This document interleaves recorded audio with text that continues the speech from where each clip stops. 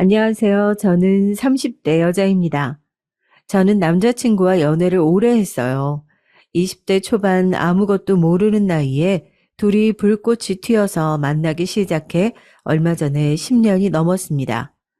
지금은 어느새 서로가 서로에게 너무 당연해서 없으면 이상할 정도로 가까운 친구 사이이자 연인이 됐죠. 저희가 오래 만나기도 했지만 서로에 대해 모르는 게 하나도 없을 정도로 가까워서 당연히 언젠가 둘이 결혼하게 될 줄 알았어요. 연애하는 동안 매일 그런 이야기를 하기도 했고요. 그런데 결혼은 연애보다 훨씬 더 어렵더라고요. 남자친구네 부모님께서 저를 썩 마음에 들어 하지 않으세요. 너무 어릴 때 연애를 시작해서 철딱선이 없을 때부터 보셔서 그런지 저희가 결혼까지 생각할 줄은 모르셨다네요. 사실 저와 남자친구는 여러 면에서 둘이 너무 달라요. 처음 만났을 때도 남자친구는 알아주는 명문대 학생이었고, 지금은 방송사 기자예요. 남자친구 부모님은 법대를 가기를 바랐다는데, 남자친구는 진실을 알리는 진짜 기자가 되고 싶다면서 언론학과를 간 거죠. 반면에 저는 전문대를 다니다가 그만두고 네일 아트를 배워서 현재 네일 아트 샵에서 일을 해요. 저는 제 직업에 굉장히 자부심을 느끼고 보람차지만 남자친구 부모님은 그렇게 생각하지 않으셨습니다. 제가 21살에 처음 남자친구 부모님을 만났어요. 사실 첫 만남부터 좋지는 않았습니다. 남자친구가 살던 하숙집에서 같이 라면을 끓여 먹고 있는데 갑자기 부모님이 오신 거예요. 남자친구가 저를 여자친구라고 소개하자 남자친구 부모님의 표정이 싹 바뀌었습니다. 그리고 곧바로 같은 학교 친구냐고 물으셨어요. 남자친구야 당시에 명문대생이었으니 당연히 저도 같은 학교길 바라신 거겠죠.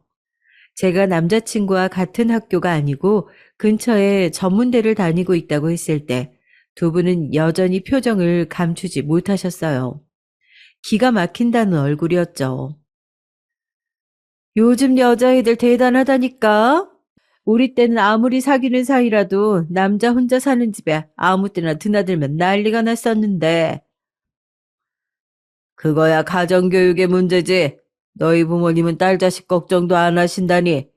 어떻게 이 늦은 시간까지 남자 혼자 사는 집에 있는데 들어오라 전화도 안 해?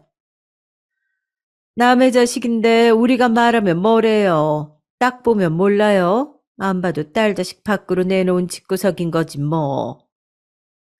저는 만담 부부를 보는 줄 알았어요. 제가 아무 말도 하지 않았는데 남자친구의 부모님 두 분은 당신들끼리 마음대로 저를 가지고 판단하고 꾸짖으셨어요. 저의 부모님까지 들먹이면서요. 엄마, 아빠, 세영이 곤란하게 왜 자꾸 그래? 내가 배고파서 가지 말라고 같이 라면 먹고 가라고 해서 세영이가 어쩔 수 없이 있어준 거야. 라면만 먹고 내가 바로 집에 데려다 주려고 했어. 얼씨구, 어린 놈이 여운에 좀 한다고 부모 앞에서 자기 여자친구 편을 드는 꼴 좀 봐라. 순간 제가 무슨 큰 잘못이라도 저지른 줄 알았습니다. 남자친구 집에서 라면 하나 끓여 먹었다가 별의별 소리를 다 들었네요. 그뿐만이 아니에요. 자꾸만 호통을 치던 아버님은 저에게 쉴 새 없이 질문하셨습니다. 무슨 과냐? 왜 전문대에 갔냐? 학교 다닐 때 공부를 못했냐? 등등 대답하기 곤란한 질문들만 골라서 하셨죠. 저는 순간 면접장에 온 줄 알았습니다. 전문대도 좋은 대학들 많은데 내가 이 동네에 그렇게 왔다 갔다 했어도 그 대학은 생전 처음 들어보는 학교네.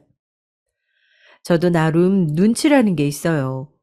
부모님께서 제게 하는 질문마다 제가 마음에 안 들어 하시는 말이라는 걸 너무나도 잘 아는데 저라고 예의 바르게만 이야기하고 싶지는 않았습니다.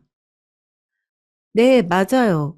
제가 공부에 워낙 취미가 없어서 성적 맞춰서 전문대로 오긴 했는데 과가 아무래도 전망이 없는 것 같아서 더 등록금 안 버리고 이번 학기만 다닐 거예요. 응? 아니, 이번 학기만 다닌다니. 그게 무슨 말이야? 학교 그만두려고요. 제가 다른 건 몰라도 손재주는 있어서 미용이든 네일이든 기술 좀 배워보려고요. 학생, 이름이 세영이라고 했나? 아무리 옛날 사람들 말이 기술만 있으면 먹고 산다고 늘 하지만 사람 사는 게 그렇게 단순하지가 않아. 젊어서 고생은 사서도 한다는데 공부할 수 있을 때 공부를 더 해야지. 이제 20살 갓 넘은 게 취직은 무슨 취직이야? 아무리 이름도 없는 대학이라도 대학 졸업장은 있어야지. 에이, 요즘같이 개나 소나 다 대학 가는데 대학 졸업장이 다 무슨 소용이에요? 저희 부모님 두 분 다 대학 안 나오셨는데 잘만 사세요. 제가 집안에서 막내로 자라서 웬만해서는 기가 잘 죽질 않아요. 남자친구의 부모님 말씀에 마음속으로는 상처를 받았지만 애써 티내고 싶지 않아서 또박또박 제 의견을 말했습니다. 남자친구는 그런 제 모습에 다시 한번 반했대요. 남자친구 말이 부모님이 워낙 유난하셔서 그 앞에서 저처럼 굴기 쉽지 않다네요. 남자친구는 학창 시절 내내 부모님 때문에 많이 힘들었대요. 남자친구가 공부를 잘하다 보니 거는 기대가 남달랐다고 합니다. 중학교 때는 무조건 의대에 가야 한다고 강요를 하시다가 고등학교 가서 성적이 조금 떨어지니까 법대에 가야 한다고 하셨답니다. 남자친구가 워낙 효자예요. 학창 시절에 부모님이 고생하시는 모습을 이래저래 많이 보며 자라서 부모님이 안쓰러웠답니다. 그래서 자기까지 부모님 속은 썩이고 싶지 않았다네요. 웬만한 거는 부모님이 시키는 대로 다 하면서 컸다더라고요. 남자친구 부모님은 경제적으로 여유롭지 않으시지만 두 분 다 대학을 나왔고 이름만 대면 아는 기업에서 일하셨어요. 그런 점에 자부심을 느끼시는 것 같더라고요. 그래서 젊은 제가 대학을 그만둔다는 거를 전혀 이해하지 못하시는 눈치였죠. 남자친구가 학창 시절 질풍노도의 시기를 보낸 게 다름 아닌 아버지 때문이었다고 하더군요. 아버님이 주식 투자를 잘못하시는 바람에 집안 상황이 많이 달라졌답니다. 서울에서 살던 집을 팔고 경기도에 전세로 이사 갔대요. 그전까지는 형과 방도 따로따로 썼었는데 이사 가면서 형과 같은 방을 써야 했다고 하더라고요. 이사 가고 집이 좁아진 것보다 더 힘든 건 남자친구의 부모님이 매일 싸우셨답니다. 이혼 이야기까지 나왔대요. 가장 예민했을 사춘기 시절에 그런 일까지 겪었으니 남자친구도 부모님께 걱정 끼치고 싶지 않았던 거죠. 덕분에 남자친구의 부모님은 자식들에게 거는 기대가 점점 더 커졌던 거고요. 그런 아들이 의대도 법대도 아닌 언론학과에 간다고 했을 때도 집안이 난리가 났었답니다. 이 집안의 희망이나 다름없는 남자친구가 부모님이 원하지 않는 길을 가겠다고 했으니까요.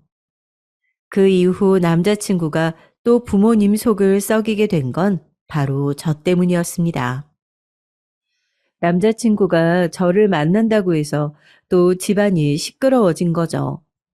당시에 남자친구도 제게 구체적으로 말을 안 해줘서 저도 대충만 알고 있었는데 알고 보니 저를 처음 만났던 그날부터 부모님께서 저를 마음에 들어 하지 않았대요.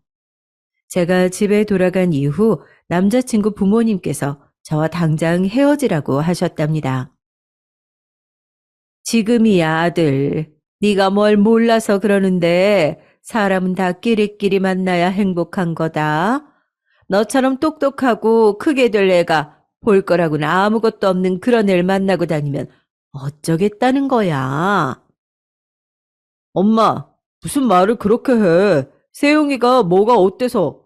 학벌 같은 게 뭐가 중요해? 세영이 누구보다 성실하고 착한 애야. 엄마는 한 번 보고 사람을 어떻게 한다고 그래? 남자친구는 언론학과를 가겠다고 했을 때처럼 부모님과 심하게 다퉜대요. 결론부터 말씀드리자면 그 이후에도 저와 남자친구는 10년을 만났습니다. 그랬으니 남자친구의 부모님은 얼마나 속이 타셨겠어요. 처음에야 어떻게든 저희 사이를 갈라놓으려고 하셨지만 하도 오래 만나다 보니 나중에는 그러지도 않으셨어요. 저희가 만난 지 6, 7년 정도 되었을 때 남자친구가 몇 년 동안 언론고시에서 낙방해서 반백수로 집에 있었던 적이 있습니다. 남자친구는 공부해야 하니 아르바이트도 못하고 부모님 그늘에서 생활비를 받아 생활하던 시기였죠. 그때 저는 이미 네일숍에서 몇 년을 일했을 때라 경제적으로 여유가 있었어요. 그래서 열심히 남자친구를 챙겼습니다. 당시에 남자친구는 대학을 졸업했을 때라 본가에서 부모님과 형과 함께 살고 있었어요. 저는 먹을 거면 먹을 거, 입을 옷이면 옷 매일같이 사다 날랐습니다. 그러다 보니 남자친구의 부모님을 굉장히 자주 만났어요. 처음엔 제가 남자친구를 챙기는 걸 못마땅해 하시더니 언제부터는 당연하게 생각하시더군요. 한 번은 이런 적도 있었어요. 제가 퇴근하고 오는 길에 맛있는 걸 사다가 남자친구네 집에 가져다 주고 집에 들어가곤 했죠. 제가 살던 집에서 거리가 멀지 않았거든요. 그날도 유명한 맛집에서 만두를 사서 남자친구네 잠깐 들렀거든요. 남자친구가 만두 귀신이라 그 집 만두라면 자다가도 벌떡 일어나거든요. 남자친구가 부모님과 한 집에 살다 보니 저는 항상 남자친구 부모님도 드실 만큼 넉넉하게 사서 갔습니다. 그런데 만두를 하나 집어 드시더니 남자친구 아버님께서 표정이 안 좋으시더라고요. 그래서 제가 입맛에 안 맞으시냐고 물었습니다. 그러자 대뜸 하시는 소리가 저를 너무 속상하게 만들었어요. 가만히 보면 세영인 네가 애가 손이 참 작아. 공부하는 남자친구네 집에 오면서 몸에 좋은 보양식을 해오든지 그게 아니면 든든하게 밑반찬이라도 좀 해와야지. 너는 애가 매일 만두니 빵이니 이런 군것질거리만 들고 오냐? 순간 말문이 막혀서 말이 나오질 않더라고요. 그때 제 나이 고작 20대 후반이었을 때였어요. 제가 벌어봐야 얼마나 번다고 그 돈을 가지고 매일 간식을 사다 드리는 것만으로도 고마워하실 줄 알았는데 제 생각이 달랐습니다. 남자친구 부모님은 저에게 받는 걸 너무 당연하게 생각하시는 분들이었어요. 오빠가 이 집 만두를 얼마나 좋아하는데요. 아버님은 맛 없으시면 그만 드세요. 우리 오빠 공부하느라 힘든데 혼자 2팩 다 먹으라고 하게. 저는 속에 있는 말을 숨기는 편이 아니었습니다. 속으로 꿍해 있으면 겉으로는 내내 얌전한 척하는 건 제 성격이 아니었거든요. 저도 남자친구와 연애 기간이 길어지니 남자친구 부모님을 대하는 방식도 달라졌습니다. 예전처럼 어떻게 하면 부모님께 사랑받을 수 있을까 하는 바보 같은 짓은 하지 않으려고 했어요.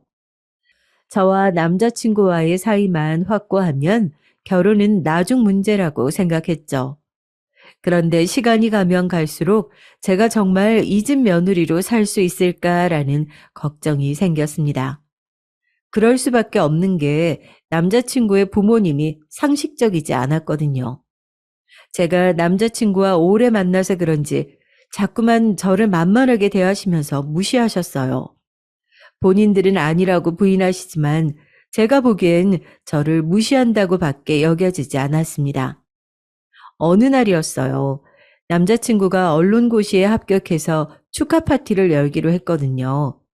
거창한 건 아니고 작은 식당을 하나 빌려 남자친구 친구들과 부모님을 모시고 함께 파티를 하기로 했습니다. 고기를 굽고 술도 마시면서 즐겁게 보냈어요. 모두 남자친구를 진심으로 축하해 줬습니다. 남자친구도 너무 기뻐했고요. 얼마 만에 보는지 모를 남자친구의 웃는 얼굴에 저까지도 행복했습니다. 그 순간 알았어요. 우리가 오랜 시간 연애를 해오면서 너무 서로에게 익숙해져 설렘은 사라지고 의무감만 남은 게 아닌가 그런 걱정도 있었는데 그날 남자친구가 행복해하는 모습을 보니 저까지도 뭉클하면서 너무 감동적이더라고요. 남자친구는 공부하느라 그렇게 고생을 해놓고도 모든 공을 다 저에게 돌렸습니다. 제 옆에서 많이 도와주고 힘이 되어줘서 본인이 해낼 수 있었던 것이라고 했어요. 그리고 그날 남자친구는 모두가 다 있는 앞에서 제 앞에 무릎을 꿇고 앉아 프러포즈를 했습니다. 언제 준비했는지 커플 반지까지 준비했더라고요. 저는 너무 감격해서 당연히 남자친구와 결혼하겠다고 허락했습니다. 그런데 그 순간이었어요. 남자친구의 부모님께서 자리에서 벌떡 일어나시더니 마구 손사리를 치시며 남자친구에게 술 취해서 지금 뭐 하는 거냐고 말렸습니다. 윤수야, 너 왜 이렇게 취했어? 어? 애가 아주 그냥 술만 마구면 이렇게 맥을 못 추고 주책을 부리네. 세영아, 미안해. 그래, 이제 시험 붙었다고 애가 긴장이 아주 풀렸나 보네. 아직 첫 월급도 안 받은 게 결혼은 무슨. 이놈아 정신 차려. 남자친구는 술이 굉장히 세요. 소주 한두 잔에 취할 사람이 아닙니다. 더군다나 저에게 고백하려고 미리 반지까지 준비했어요. 남자친구는 부모님께 취하지 않았다고 진심이라고까지 여러 번 말했습니다. 그런데도 남자친구 부모님은 제 프로포즈를 망쳤어요. 남자친구의 등을 연신 내리치며 그만하라고 했습니다. 제 손에 쥐어진 반지 케이스까지 뺏어서 감추면서요. 남자친구는 왜 이러냐고 부모님께 따졌지만 부모님께서는 결혼같이 중요한 문제를 부모랑 상의도 안 하고 마음대로 결정하면 어떡하냐고 하셨죠. 저는 사실 남자친구가 제게 프로포즈 할 때 조금 기대했어요. 남자친구 부모님께서 저를 대놓고 예뻐해 주시거나 잘해 주시지는 않지만 그래도 오랜 시간 저와 남자친구가 알콩달콩 연애하는 모습을 보며 서로를 응원하고 건강하게 잘 지내는 모습을 옆에서 지켜보셨으니 이제는 저를 좀 인정해 주시는 줄 알았어요. 가끔 제가 집에 찾아가면 그래서 시집은 가겠냐, 우리 아들 나중에 고생시키면 안 된다 등등 저를 예비 며느리인 것처럼 대해 주신 적도 몇 번 있어서 이제는 저를 인정하셨나 보다 기대했었는데 제 착각이었습니다. 남자친구 부모님은 단순히 언론고시에 지쳐있던 가난하고 불쌍한 아들 옆에 뒷바라지하며 호구짓을 해줄 제가 필요했던 거예요. 지금까지 제가 사간 만두가 몇 판이고 매일같이 양손 가득 사다 나른 선물들이 얼마나 많은데 저에게 이러실까 싶었습니다. 그뿐만이 아니에요. 남자친구 부모님은 시간이 지나도 여전히 저를 무시하셨어요. 제가 남자친구 축하 파티가 끝나고 함께 택시를 타고 집에 모셔다 드렸어요. 남자친구는 많이 피곤했는지 차에서 잠이 들었습니다. 그런데 그때 남자친구 어머니께서는 기다렸다는 듯 저에게 들으라며 이야기를 하셨어요. 행여나 네가 기다릴까 봐 어른으로서 미리 이야기하는 건데 윤수 이제 막 취직해서 회사에서 자리 잡으려면 앞으로 몇 년은 바싹 더 열심히 일해야 돼. 그러니까 네가 뒷바라지 조금 했다고 애한테 결혼이니 뭐니 부담 주면서 힘들게 할 생각 마라. 그래. 옛날에 우리 아들 전 봤던 용한 무당도 우리 아들은 결혼 무조건 늦게 해야 좋다고 했어. 남자친구 부모님은 말도 안 되는 무당 이야기까지 하시면서 저에게 강제로 주입을 하셨어요. 앞으로 몇 년은 절대 결혼은 못하는 거라고요. 저도 결혼하고 싶어서 환장한 사람은 아닙니다. 하지만 제 나이도 있고 연애도 10년이나 했는데 어떻게 결혼 생각을 안 할 수가 있겠어요. 사실 저와 남자친구는 나이도 동갑이에요. 남자 나이야 30 넘으면 한창이라고 하지만 저는 아닙니다. 저와 남편의 사회적 나이가 달랐어요. 아무리 요새 다들 결혼을 늦게 하는 추세라도 아이를 낳는 건 그렇지 않잖아요. 저는 아이를 꼭 갖고 싶습니다. 그러려면 병원에서 노산이라고 하는 나이 전에는 서둘러서 결혼해야 아이를 낳을 수 있어요. 이런 제 생각을 남자친구도 알아요. 그래서 남자친구도 서둘러 언론고시에 합격하려고 했고, 합격하자마자 제게 고백을 한 겁니다. 이런 저희 커플의 사정은 일절 알지도 못하시면서 남자친구 부모님은 사사건건 저를 못마땅해 했어요. 결혼까지 방해하셨습니다. 이제는 남자친구가 시험까지 붙었으니 제가 더 성에 차지 않으시는 거겠죠. 그날 택시에서 내려서 집에 돌아오고 나서도 저는 많은 생각을 했습니다. 남자친구야 좋지만 남자친구 부모님의 사고방식이 너무 이해가 되질 않았거든요. 당신 아들이 귀하면 남의 자식도 귀한 법인데 저렇게 티가 나게 못되게 구시는 걸까 싶었죠. 제가 이 결혼을 다시 한번 생각해 봐야겠다. 언제 정신을 번쩍 차렸냐면 남자친구 위로 형이 한 명 있어요. 남자친구 형은 30대 후반까지도 여자친구가 없었습니다. 저와 남자친구가 10년 가까이 만나는 동안 제가 곁에서 지켜봤는데 연애하는 걸 단 한 번도 본 적이 없었어요. 그래서 항상 남자친구 부모님의 걱정이 이만저만이 아니었습니다. 큰아들이 장가갈 생각이 전혀 없으니까요. 그래서 선도 많이 보고 소개팅도 무지하게 많이 했어요. 제가 아는 것만 해도 반년 동안 30번은 넘으니 일주일에 한 번꼴로 무조건 새로운 여자를 만난 거죠.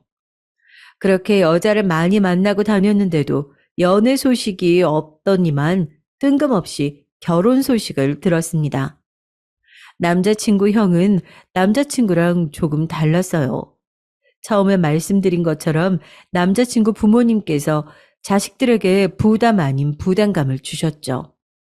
남자친구 이전에 형에게도 그러셨죠. 남자친구 형은 외고에 진학할 정도로 머리가 좋았었는데 부모님의 성적 압박에 견디지 못하고 수능날 집을 나가 수능을 아예 보지 않았답니다. 그날 집안은 한바탕 난리가 났고 형은 그날 밤까지 집에 돌아오지 않았대요. 부모님을 더 충격에 빠뜨린 건 바로 군대에 입영 신청을 해서 곧바로 군대에 갔다는 겁니다. 그때 남자친구의 부모님은 너무 놀라서 한동안 매일 눈물로 밤을 지새우셨대요. 큰아들이 그렇게까지 하는 모습을 봤으면 남자친구의 부모님도 반성하시고 남자친구에게는 그렇게 해서는 안 되는 거였는데 둘째까지 망칠 수 없다고 생각하신 부모님은 남자친구를 더 압박하신 거죠. 그나마 의대나 법대를 포기하신 게 양보한 거라면 한 거랄까요? 더 웃긴 건 남자친구의 형님은 그대로 군대에 말뚝을 박아서 군인이 됐어요.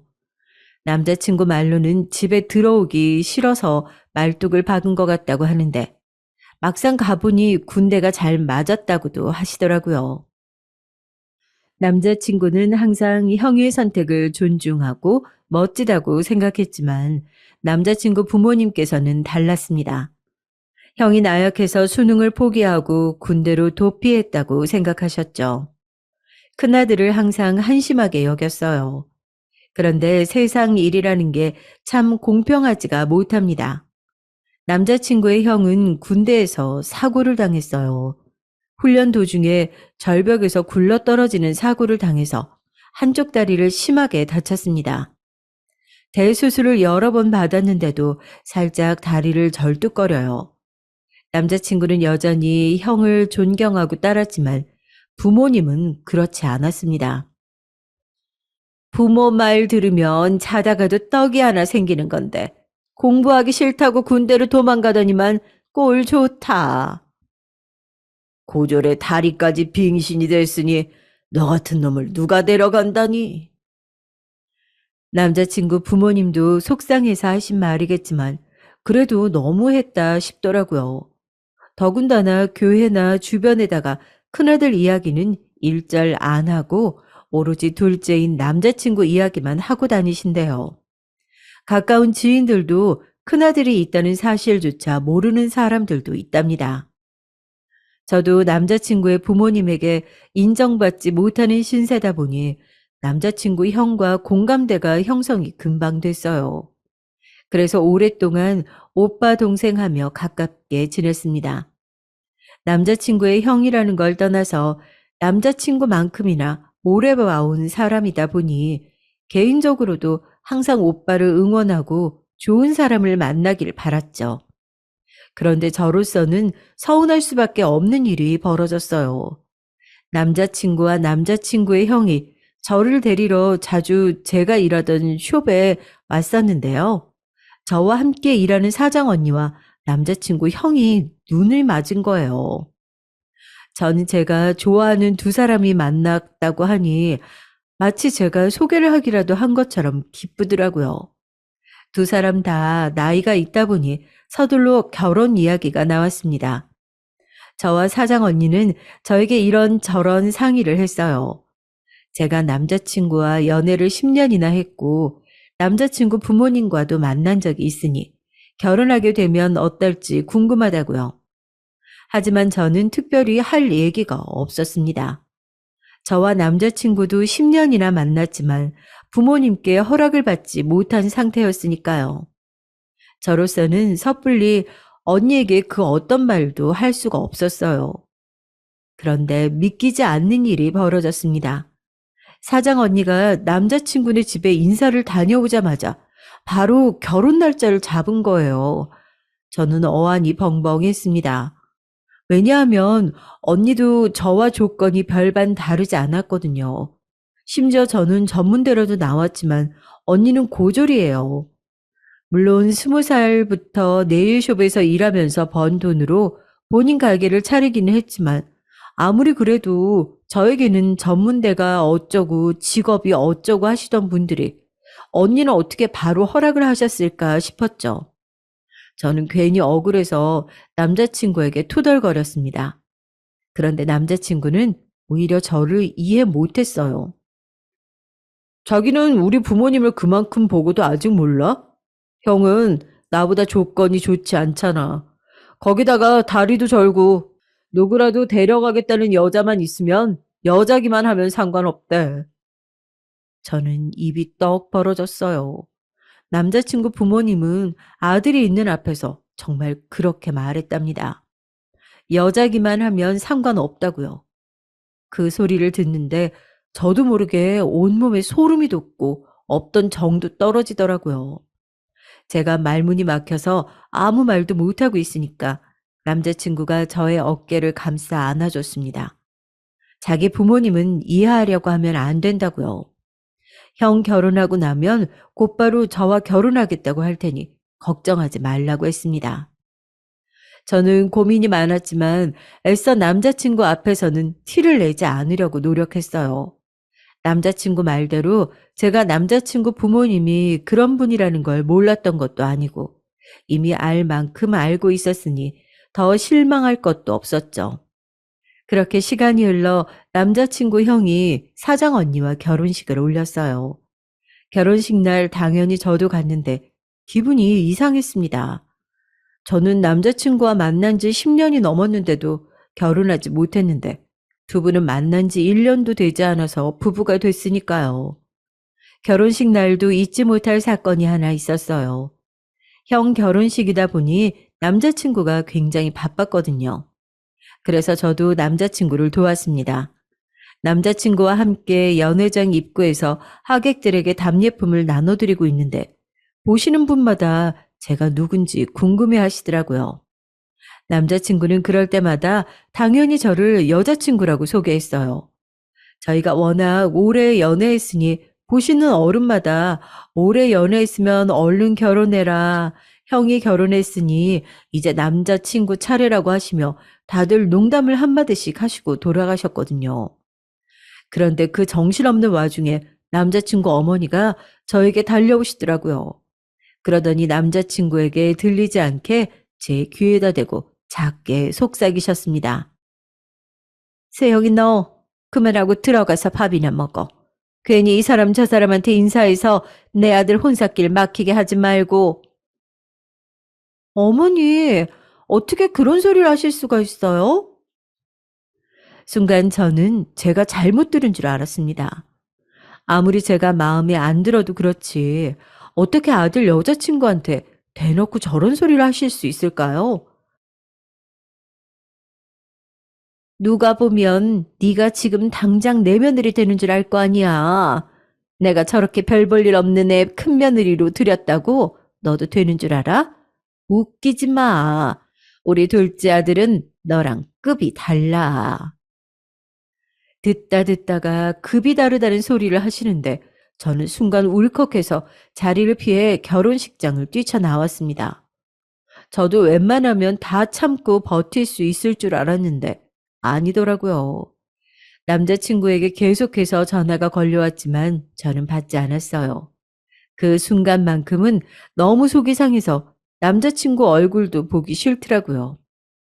결혼식이 끝나고 얼마 뒤 남자친구를 만났을 때 저는 남자친구에게 그날 있었던 일을 말했습니다. 그리고 더는 우리가 만나지 않는 게 좋을 것 같다고 이별 통보를 했죠. 저도 충분히 많이 생각해보고 결정한 거예요. 저도 당연히 남자친구와 결혼하고 싶죠. 하지만 제가 저런 말도 안 되는 소리까지 들어가며 모자란 사람 취급 당하고 싶지 않았습니다. 그런데 그날 이후 상황이 변했어요. 제 말에 남자친구가 화가 나서 부모님께 난리를 친 겁니다.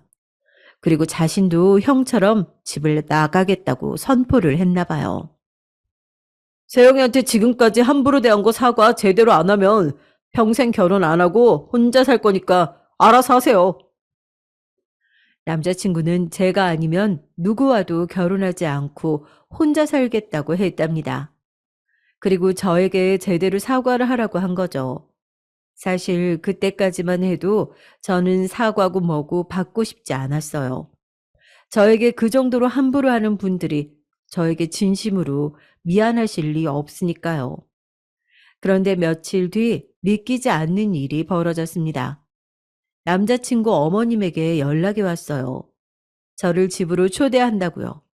형 부부가 신혼여행 다녀와서 다 같이 식사를 하기로 했으니 저도 함께 와서 먹자고 하시더군요. 평소와는 목소리부터가 달랐어요. 굉장히 친절하셨습니다. 남자친구는 부모님께서 저에게 사과하시려고 부른 걸 테니 걱정하지 말고 같이 가자고 했죠. 저는 고민하다가 그래도 어른이 초대하신 건데 거절하는 건 예의가 아닌 것 같아서 거절하지 못하고 집으로 갔습니다. 함께 식사하는데 저는 정말 당황스러웠어요. 전과는 다르게 저에게 너무 잘해주시더라고요. 정말 아들의 여자친구가 집에 놀러 온 것처럼 친절하게 대해 주셨습니다. 저는 더 울컥했어요. 이렇게 대해 주실 수 있으면서 지금까지 저에게 그렇게 차갑게 구신 건가 싶더라고요. 저는 더 혼란스러웠습니다. 뭐가 진실인지 구분이 안 돼서요. 더 신기한 건 남자친구가 도대체 어떻게 했는지 부모님께서 정말 저에게 사과를 하셨다는 거예요. 내가 지난번에 결혼식장에서 그런 건 나도 너무 정신이 없어서 괜히 예민해졌었나 봐. 상처받았으면 너무 미안해. 우리 세영이 너를 가족으로 생각하다 보니까 편해서 농담으로 그런 거야. 네가 이해 좀 해줘. 예민해서 그런 거다, 농담이다 라고 하시며 다시는 그러지 않겠다고 하셨습니다. 저는 어른들이 직접 미안하다고 하시니 저도 그냥 그렇게 자리를 나와서 죄송하다고 했어요. 속상하긴 했지만 그래도 이제는 정말 저를 아들의 여자친구로 인정해 주시는 거겠지 싶었죠. 그런데 아니었습니다. 사람이 그렇게 쉽게 변하는 게 아니었어요. 아니, 애초에 저를 며느리로 받아줄 생각이 없으셨던 겁니다. 식사를 마치고 얼마 뒤 남자친구 어머니께서 저희 가게에 오셨어요. 저를 보러 오신 건 아니고 아무래도 같이 일하는 사장 언니가 며느리다 보니 시어머니로서 가게에 놀러 오신 거였어요. 그런데 혼자가 아니셨습니다. 교회 같이 가는 분들을 우르르 함께 데리고 오셨어요. 며느리가 네일숍 사장인데 한 번도 손톱 손질 받아본 적이 없으시다면서 오셨더라고요. 근데 뭔가 좀 이상했습니다. 저는 반가워서 먼저 살갑게 인사를 드렸는데 어머님은 아예 저를 본 척도 안 하시더라고요. 순간 느낌이 좀 안 좋았어요. 뭔가 다가서서 말을 걸고 싶어도 남자친구 어머님께서 연락도 없이 오셔서 한 번에 여러분을 상대하느라 정신이 없었거든요. 저는 남자친구 어머니와 같이 오신 분들을 모시고 룸에 들어가서 손질을 해드렸어요. 전 잠깐이라도 틈이 생기면 말을 걸려고 했는데 두 분이 계속 이야기를 주고받으셔서 끼어들 틈이 없었습니다. 한참을 손톱을 다듬고 있는데 남자친구 어머님께서 이상한 소리를 하시더라고요. 이건 분명 저 들으라고 하시는 소리였습니다. 자기가 나한테 말했던 아가씨 있잖아. 우리 아들 소개해준다고 했던 아가씨. 연대 나와서 회계사라고 그랬나? 남자친구 어머니 입에서 아들이라는 소리가 나오니 저는 순간 귀가 쫑긋해졌어요. 어머니에게 아들이라고는 딱 둘 뿐인데 설마 장가간 첫째 아들 이야기는 아닐 거니까요. 맞아, 맞아, 회계사. 근데 아들이 싫다고 했잖아. 왜? 생각이 바뀌었대? 아우, 그럼 어떡하지? 아우, 그 아가씨는 진작 다른 집에 소개했지. 아, 그럼 혹시 저기 학교 선생님은 어때? 아유, 우리 조카가 교대 나와서 선생인데 둘이 나이가 딱 좋다. 우리 조카 이제 28이거든. 학교 선생 너무 좋지. 거기다가 자기 조카면 더 좋지. 자기네 친정 외국 어디서 살았다고 하지 않았어? 우리 친정 미국에서 살다 왔잖아. 조카는 내 남동생 딸인데 걔도 중학교까지 미국에서 나왔지. 근데 아들 결혼할 생각 없다더니 갑자기 왜? 결혼 생각이 없기는 왜 없어? 아유, 일하느라 바빠서 그랬지. 큰아들 보냈으니까 이제 본격적으로 둘째 아들 보내야지. 자기 조카한테 한번 물어봐. 자기도 우리 아들 인물도 좋고 학벌에 직업 뭐 하나 안 빠지는 거 알잖아. 알지. 아유, 말해서 뭐해. 그제야 알았어요. 남자친구 어머니는 아예 작정하고 오신 거예요. 저는 두 분 손가락에 매니큐어를 바르고 있는데 저런 소리를 하시더군요. 저는 화도 나지 않았습니다. 오히려 너무 허탈해서 웃음이 다 나오더라고요. 손톱 손질이 끝나고 웃음에 나가는 남자친구 어머님을 제가 불렀어요. 그리고 따로 밖으로 나가 이야기 좀 하자고 했습니다. 어머님은 눈을 동그랗게 뜨시고 왜 그러냐고 하셨지만 저는 단호하게 말했습니다. 드릴 말씀이 있다고요. 어머님, 하실 이야기가 있으시면 그냥 저한테 하시면 되지. 어떻게 일하는 곳까지 와서 이러실 수가 있어요? 최대한 흥분하지 않고 이야기하려고 했지만 그 또한 쉽지 않았어요. 네가 눈치가 없어도 너무 없고 어른이 말을 해도 도저히 말귀를 못 알아들으니까 그렇지. 내가 그 정도로 말했으면 알아들어야지. 감히 내 아들 앞세워서 나한테 사과까지 하게 해? 이 정도는 해야 네가 주제 파악을 할 것 같아서 내가 여기까지 온 거야. 이제 좀 네 주제를 알겠니? 주제를 알겠냐는 소리까지 하시니 정말 기가 차더군요. 저는 어떻게 그런 소리를 하실 수가 있냐고 따져 물었어요. 그러자 오히려 더 적반하장으로 나오시더군요. 너도 아까 봤잖아. 내 아들이 어느 정도인지. 적어도 연대 회계사 아니면 최소한 학교 선생 정도는 돼야 명함 내밀 수 있는 애라고. 근데 너 같은 전문대에 중퇴에 손톱이나 만지는 애가 내 아들한테 가당키나 하니? 난 도저히 아까워서 너한테는 내 아들 못 주겠다. 저는 너무 억울하고 화가 나서 저도 절대 당신 같은 사람 며느리 안 한다고 소리를 지를 참이었어요. 그런데 그때 생각지도 못한 일이 벌어졌습니다. 엄마, 지금 뭐 하는 거야? 같이 일하는 사장 언니가 남자친구한테 연락했나 봐요. 어머니가 가게에 오셨는데 저랑 나가고 분위기가 이상하다고요. 그래서 걱정이 된 남자친구가 가게까지 찾아온 거였죠. 제가 지금까지 몰라서 말 안 한 줄 알아요? 무슨 일이 있어도 나는 세영이랑 결혼할 거니까 알아도 모르는 척 한 거라고요. 제가 노력하면 어머니도 세영이 예쁘게 봐줄 줄 알았으니까. 그런데 저 모르게 뒤에서 이러고 계신 거예요? 결국은 남자친구가 다 목격하고 말았죠. 남자친구는 참지 못하고 길거리에서 격하게 화를 냈습니다. 어머니에게 정말 이렇게 할 줄은 몰랐다면서 인연을 끊겠다는 소리까지 했어요. 남자친구 어머니는 당황해서 어쩔 줄 모르셨죠. 저에게는 그렇게 모질게 해놓고는 아들이 소리를 지르니까 쩔쩔매시더라고요. 남자친구는 앞과 뒤가 다른 사람하고는 같이 못 살겠다면서 집을 나오겠다고 했습니다. 남자친구 어머님은 울며 불며 남자친구 바짓가랑이를 잡았어요. 당신은 둘째 아들 없으면 살 수 없다고요. 그 모습을 보는데 제가 잘못 생각해도 한참 잘못 생각했다는 것을 알았죠. 제가 남자친구와 헤어져도 진작 헤어졌어야 했어요. 그 꼴까지 보고 나니 비로소 남자친구를 포기할 수 있었습니다. 저는 남자친구에게 헤어지자고 했어요. 아무리 남자친구를 사랑하고 제 20대를 다 바쳤다고 해도 더는 안 되겠더라고요. 남자친구는 저와 헤어질 수 없다고 했지만 저는 이미 마음을 굳게 먹었죠. 지금 헤어지지 않으면 평생 후회할 것 같았어요. 저는 단호하게 마음을 먹고 그날부터 남자친구의 연락도 받지 않았습니다. 가게로 찾아와도 만나주지 않았어요. 저도 쉽지 않았습니다. 같이 일하는 사장 언니가 남자친구 형수잖아요.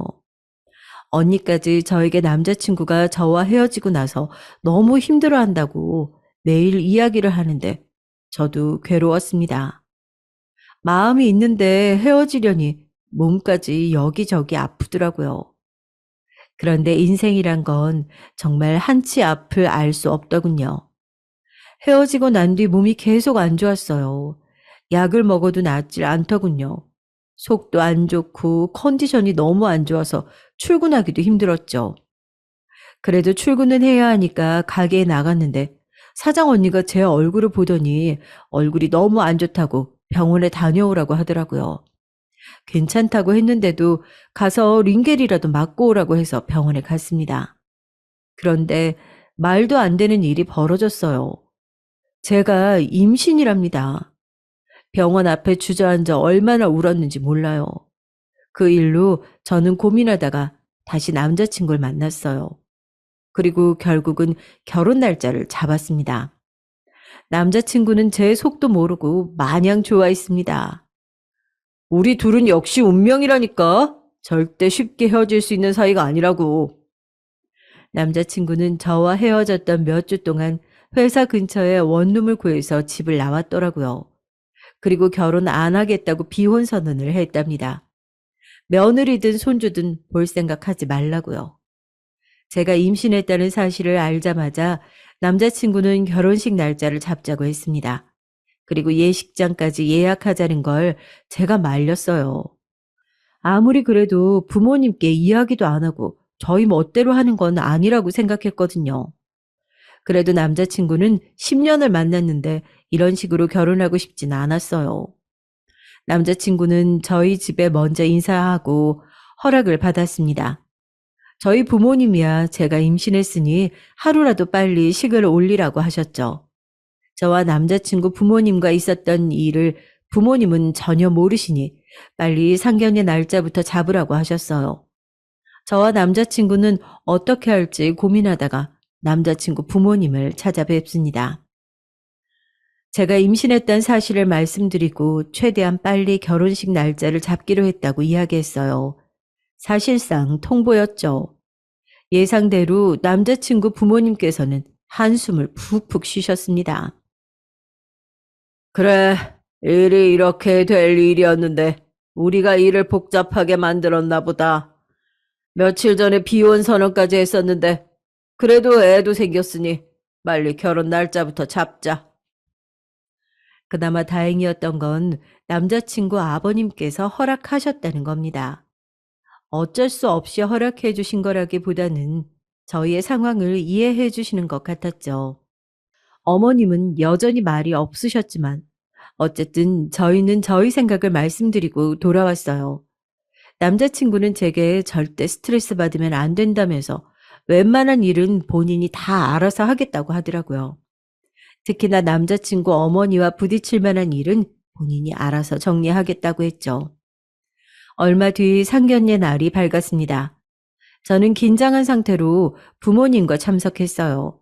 저희 부모님은 사실 성격도 굉장히 급하시고 바쁜 분들이에요. 저는 어려서부터 굉장히 독립적으로 자랐습니다.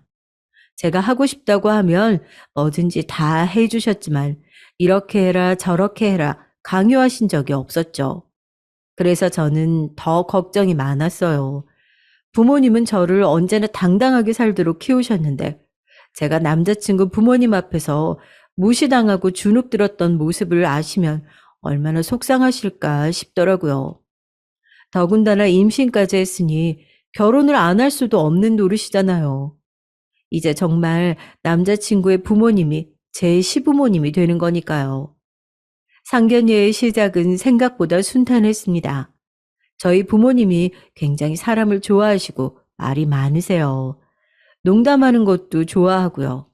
하지만 문제는 숨김이 없고 거침이 없으시다는 겁니다. 자신들의 이야기를 거르지 않고 걸걸하게 다 이야기하세요. 그런 점이 절대 남자친구 부모님과 맞을 리 없었죠. 남자친구 부모님은 사람들 앞에서 내세우기 좋아하시는 분들이니까요. 아니나 다를까. 시부모님은 앉자마자 이 식당에 본인들 대학 동문과 동창회 때 와봤는데 음식이 너무 고급스럽다고 맛있었다고 하셨어요. 그래서 이 식당으로 오자고 한 거라고요. 그 이야기를 굳이 왜 꺼내셨겠어요? 당신들이 대학을 나왔다는 걸 강조하고 싶으셨던 거죠. 그런데 그때 저희 어머니께서 털털하게 웃으셨어요. 아이고, 사돈 부부 다 대학까지 나오신 엘리트들이시구나. 아우, 멋지네요. 아유, 저는 어릴 때 너무 가난해서 초등학교 간신히 졸업했어요. 그래도 우리 세영이 아빠네는 상황이 좀 나서 중학교는 나왔어요. 남자친구 부모님들이 대학 이야기를 꺼냈을 때 어머니가 저 이야기를 하실 줄 알았어요. 어딜 가나 본인이 국졸이라는 이야기를 항상 하시거든요. 그래서 배운 게 없다고요. 그 순간의 예비 시부모님들 표정을 저는 지금도 잊지를 못합니다. 인매를 올리시면서 피식 비웃으셨거든요. 두 분처럼 학벌을 중시하시는 분들이 저희 어머니가 국졸이라는 소리를 들었으니 저를 더 무시할 게 뻔했죠. 그런데 그때 마침 들어온 식당 직원이 들어와서 메뉴판을 줬어요. 그리고 잠시 뒤 저희 어머니가 영어로 된 메뉴판을 유심히 보고 있는데 그 모습을 빤히 지켜보던 예비 시어머니가 입을 가리고 자꾸 웃으시더라고요. 저는 예비 시어머니가 또 무슨 소리를 할까 싶어 안 되겠다 싶었습니다. 제가 어머니 메뉴를 시켜드리려고 했는데 예비 시어머니께서 안 해도 될 이야기를 하시더라고요. 아유, 안 써둔 알파벳도 모르시죠? 제가 좀 읽어드릴까요? 그 순간 정적을 저는 아직도 잊지 못합니다. 예비 시어머니는 안 그래도 제가 임신해서 결혼하는 꼴이 마음에 안 들던 때인데 제대로 된 꼬투리 하나 잡은 거죠. 사람이 대학만 나오면 뭐 합니까? 저렇게 몰상식한데 말이죠. 옆에 있던 남자친구가 놀라서 예비 시어머니께 한마디 하려고 했는데 저희 엄마가 괜찮다는 듯이 웃으셨어요. 그러고는 오히려 너스레를 떠셨습니다. 요즘 세상이 아무리 달라졌다고 해도 그렇지. 여기가 한국인데 메뉴판이 어떻게 다 꼬부랑 글씨만 적어놨답니까? 아유, 그럼 대학물 좀 먹은 우리 사돈이 좀 읽어주실래요? 엄마 말에 저도 남자친구도 더는 말하지 않았습니다. 여기서 저희가 나서면 분위기가 더 이상해질 것 같아서요. 예비 시어머니의 꼬장은 거기서 끝이 아니었습니다. 아예 상견례를 망치기로 작정했는지 결혼식과는 전혀 상관없는 질문을 계속하셨어요. 국졸이면 중학교를 아예 진학을 안 한 거잖아요. 그럼 그때부터 뭘 하신 거예요? 드라마에 나오는 것처럼 공장 가서 일해서 가족들 먹여 살리고 그런 거예요? 엄마, 장모님 앞에서 왜 그런 무례한 질문하고 그래? 예비 시어머니의 만행에 남자친구는 어쩔 줄을 몰라 하며 당황했습니다. 예비 시어머니의 입을 막기 위해 사력을 다했죠. 하지만 이미 작정하신 어머니를 막을 수는 없었어요. 내가 뭐, 이제 다 한 가족인데, 가족끼리 궁금하면 물을 수도 있지. 그래서 자식들 학업에도 관대하셨나 봐요. 세영이가 고작 2년 다니는 전문대도 졸업 안 하고 그만둔다는데 허락하시는 걸 보면 저희 엄마도 워낙 눈치가 빠른 분이라 예비 시어머니가 은근히 무시하면서 이야기하는 걸 모를 리 없었어요. 지금까지는 국조 가지고 농담한 정도이니 참으셨지만 자식인 제 이야기가 나오니 엄마도 바로 정색하셨습니다. 자식이 내 물건도 아닌데 허락하고 안 할 게 뭐 있어요? 다 성인인데 본인이 알아서 책임지면서 살면 되지. 그럼요. 이 사람이 원래 호기심이 좀 많아서 그런 거니까 그 안 싸두니 조금 이해해 주세요. 분위기가 급속도로 냉랭해지려던 그때 예비 시아버지가 술을 권한 덕분에 아버지와 건배를 하시며 이런저런 이야기를 나누다 보니까 분위기가 조금 나아지는 것 같았습니다. 그때까지도 정색하고 있던 저희 엄마가 핸드폰을 들고 잠깐 통화를 하러 나갔다 오셨어요. 저는 일 때문에 그러시나 보다 싶었죠. 그런데 상견례가 마무리되어 갈 때쯤 생각지도 못한 일이 벌어졌습니다. 저희가 식사하던 룸에 누군가 노크를 하고 들어왔어요. 회장님, 부르셨습니까? 무슨 일 있으세요? 엄마 회사 직원들이 우르르 룸 안으로 들어왔습니다. 그때 저는 알았죠. 엄마가 일부러 나가서 통화하신 게 회사 직원들을 부르려고 했던 거더라고요. 저희 예비 시부모님 앞에서 보여주려고요. 역시나 예비 시부모님은 눈이 휘둥그레졌어요. 특히나 예비 시어머니는 직원들이 우르르 들어오자마자 놀라서 자리에서 벌떡 일어났어요. 그러고는 회장님이 누구냐고 말을 더듬거렸습니다. 누구긴 누구예요? 내가 회장이지. 세영이 너는 암튼 애가 물러터져서는 사돈한테 내가 식품회사 한다고 말 안 한 거야? 식품회사를 운영하신다고요? 그러니까 대표? 아니, 회장님? 그랬습니다. 제가 말씀드리지 않은 게 있어요. 저희 엄마가 아주 오래전부터 식품 사업을 하고 계십니다. 저희 외가가 아주 옛날부터 낙농업을 오랫동안 하셨어요. 그래서 엄마는 어릴 때부터 닭을 키우고 달걀을 가지고 노는 게 일상이었습니다. 일이 풀리지 않았던 시기가 있었는데 그때 어쩔 수 없이 엄마가 학교를 그만두고 온 식구가 다 이사를 해서 새로 사업을 시작하셨대요. 낙농업을 하면서 달걀로 만들 수 있는 유제품과 빵, 치즈 같은 걸 만드시는 식품회사를 운영하셨답니다. 처음에야 당연히 힘들었지만 지금은 벌써 50년이 넘은 굴지의 회사예요. 외할아버지가 돌아가시면서 엄마가 물려받아서 벌써 30년째 운영 중이십니다. 엄마는 남들 다 학교 다닐 때 외할아버지를 따라 공장을 돌아다니며 일을 하신 분이세요. 그런 분이 예비 시어머니를 보자마자 어떤 분인지 모르셨을 리 없습니다. 눈에 보이는 조건들만 가지고 저와 우리 집안을 무시하고 있다는 걸 바로 파악하시고 일부러 직원들을 부른 거죠. 우리 애가 임신해서 급하게 결혼하는 거라 준비할 경황도 없으실 텐데 식장이랑 집은 우리가 알아서 준비할게요. 내가 아는 호텔에 최대한 빠른 시간 빼놓으라고 하고 집은 내가 서초에 아파트 2채가 있으니까 하나 골라서 들어가라고 하죠 뭐. 엄마 말씀에 예비 시부모님은 두 분 다 턱이 빠질 듯 입을 벌리고 계셨어요. 그리고 표정이 싹 바뀌어서 저와 저희 부모님을 대하는 게 달라지셨습니다. 거의 허리만 안 숙였지 몸이 엄마 쪽으로 굽어 있었어요. 아이고, 저희 안사돈께서 알아서 다 해주신다고 하면 너무 감사하죠. 어머머, 내가 암튼 며느리 복 하나는 타고났다니까. 이제 보니까 우리 며느리가 아주 복덩이였네. 제가 참 너무 세상을 몰랐습니다. 이럴 줄 알았으면 진작 저희 친정엄마 회사를 알려드릴 걸 그랬더라고요. 예비 시어머니가 저더러 우리 며느리라고 하는데 소름이 다 돋았어요. 아유, 세상에 공짜가 어딨어요. 우리가 돈 버느라 바빠서 자식 잘 못 챙겨요. 우리 딸 며느리라고 생각 말고 진짜 딸처럼 해주세요.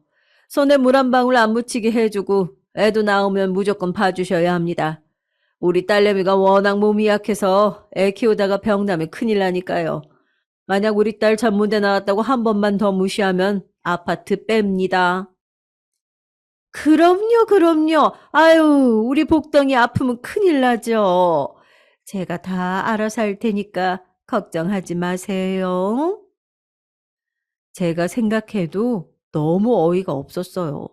한순간에 상황이 그렇게 바뀔 줄은 생각도 못 했거든요. 그날 이후 어떻게 됐냐고요? 저는 결혼식을 올리고 아이도 잘 출산했습니다. 그리고 현재 세상 누구보다 편하게 살고 있어요. 시어머니는 저를 그냥 딸도 아니고 금지 오겹으로 챙기십니다. 애도 봐주시고 제가 먹을 반찬까지 매일 해다 주세요. 더는 저에게 대학이니 직업이니 하는 이상한 소리는 절대 하지 않으십니다. 그래서 그런지 시어머니와 전혀 문제가 없어요. 저도 너무 신기할 지경이에요. 이제는 남편이 된 남자친구도 시어머니를 볼 때마다 농담으로 어떻게 저렇게 자본주의의 노예가 됐냐고 하지만 저는 나름 지낼만 합니다. 시부모님이 어떤 이유로든 저를 예뻐해 주시니 결혼 생활 하기에는 너무 편하더라고요. 가끔 제가 왜 이 좋은 결혼을 안 하려고 했나 후회할 때도 있다니까요. 요즘은 시어머니가 저더러 둘째도 낳으면 키워줄 테니 낳기만 하라는 소리까지 하셔서 귀찮아 죽겠습니다. 살다 보니 명문대든 사자 직업이든 다 필요 없네요. 돈 많은 친정이 있으니까 그 못된 시어머니도 저라면 벌벌 하시네요. 지금까지 긴 저의 이야기 끝까지 들어주셔서 감사합니다. 안녕하세요. 저는 남매를 키우며 남편과 행복하게 사는 50대 여자입니다. 제가 이렇게 저를 행복하게 살고 있다고 말하는 게 참 감회가 새롭습니다. 제 인생에 행복이라는 단어가 다시 등장할 줄 전혀 몰랐는데요. 요즘은 스스로 생각해도 참 행복하게 살고 있어요. 물론 여기까지 오는 게 쉽지 않았습니다. 그래서 오늘은 여러분께 제 인생에서 가장 통쾌했던 사연을 소개하고 싶어요. 저는 태어나길 서울에서 태어났고 무남 동료 외동딸로 유복한 집에서 자랐습니다. 어머니가 저를 가지고 아이를 더 낳고 싶어 하셨는데 쉽지 않았다고 해요. 애초에 제가 태어날 때도 엄마가 건강이 되게 위험하실 정도로 어렵고 힘들게 낳으셔서 그냥 저 한 명으로 만족하셨대요. 아들이 아니어도 아버지와 어머니는 저를 사랑만 해주시며 귀하게 키우셨습니다. 부모님에게 한 명뿐인 자식이고 집안이 여유로웠기 때문에 어릴 때는 행복한 기억만 있었어요. 아버지는 사업을 하셨는데 제가 태어나기 전부터 사업이 이미 잘 되었고 제가 자라면서 사업의 규모도 커졌기 때문에 아버지는 저를 복덩이라고 부르셨습니다. 그렇다고 엄청난 재벌까지는 아니었지만 그래도 지역에서 알아주는 부자였으니 저는 아무 결핍 없이 자랐어요.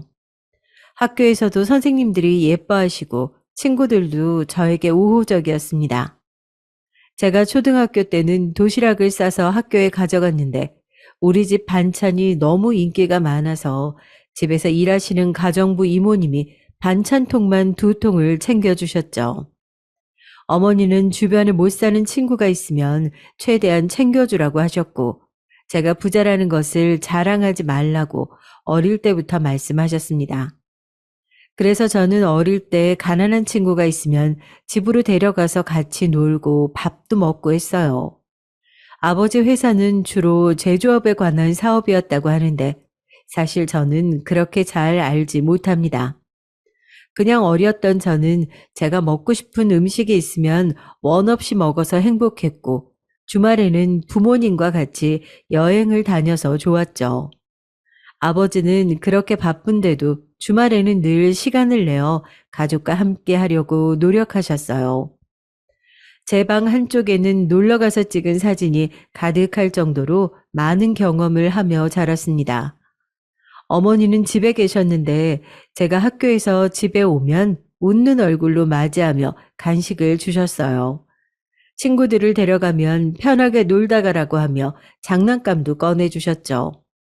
덕분에 학창 시절 내내 친구들과 선생님들에게 많은 애정을 받았고 저는 형제가 없어도 한 번도 외로움을 느낀 적이 없었습니다. 그렇게 저는 초등학교와 중학교를 나오고 고등학교는 우리 동네에서 유명한 명문 여자고등학교에 진학하게 됐어요. 거기엔 저처럼 집안이 유복한 친구들이 많았고 거기서도 우리 집의 재력은 뒤처지지 않았습니다. 원만한 교우 관계는 고등학교 때도 지속됐고 저는 공부를 열심히 해서 서울에 있는 대학교에 입학하게 됐습니다.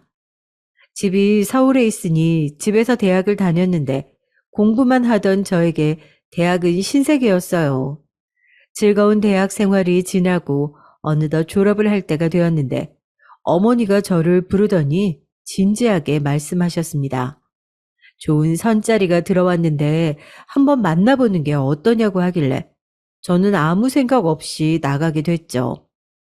어려서부터 부모님이 저에게 하는 말씀은 다 옳은 말이었고 딱히 부모님께 반항했던 적도 없고 화목한 분위기라 엄마가 저렇게 말씀하는 거는 나쁠 게 없다고 생각했죠. 본격적으로 직접 만나기 전에 어머니한테 들은 정보로는 그 집도 상당히 여유 있는 집이었습니다. 아마 제가 그 집 아들과 결혼하게 된다면 우리 집도 그 집도 서로 이득인 상황이었어요. 그걸 알고 부모님끼리 자식들을 이어주려고 한 거죠. 그렇게 아직도 기억나는 을지로에 있는 카페에서 선을 보게 됐는데 처음 보자마자 들었던 생각은 굉장히 잘생겼다는 거였어요. 훤칠하고 잘생기고 성격도 좋아서 대화를 거의 주도하는 그 남자에게 저는 반하게 됐습니다. 낯가림이 심하고 다소 수줍음이 많은 저한테 당당하게 행동하면서 분위기를 이끄는 남자의 모습은 새롭게 다가오더라고요. 대학 때도 주로 여자친구들과 어울리며 지내서 제대로 된 연애도 해본 적이 없어서 첫 연애를 그 남자와 시작하게 됐는데 이름은 준철이었어요. 저보다 2살 많았던 오빠였고 대학을 졸업하고 아버지의 회사를 물려받기 위해 다니고 있다고 했습니다. 집에 돌아가서 궁금함을 가진 채 저를 기다리고 있던 부모님께 저는 괜찮은 사람이라고 대답했고 부모님도 좋아하셨어요.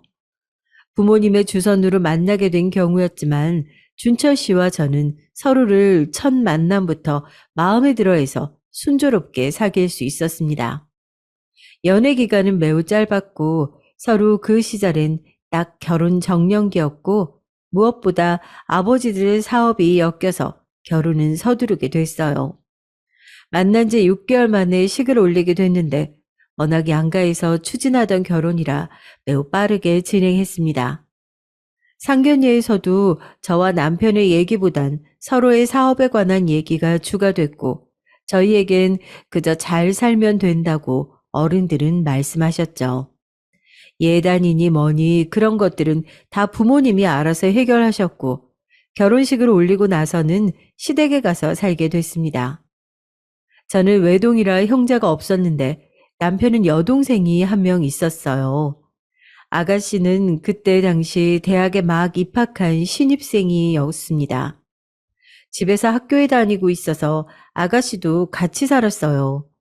결혼을 번갯불에 콩 볶아 먹듯 해서 빠르게 진행했기 때문에 남편 가족에 대해 잘 알지 못한 채로 결혼했는데 남편의 외모를 제가 마음에 들어 했지만 미처 생각 못했던 사실이 있었어요. 남편은 바로 시어머니 말을 꼼짝 못하는 전형적인 마마보이였습니다. 시어머니는 성격이 우리 친정엄마와 완전히 반대였는데 되게 자기 주장이 강하셨고 말씀도 세게 말씀하시던 분이셨어요.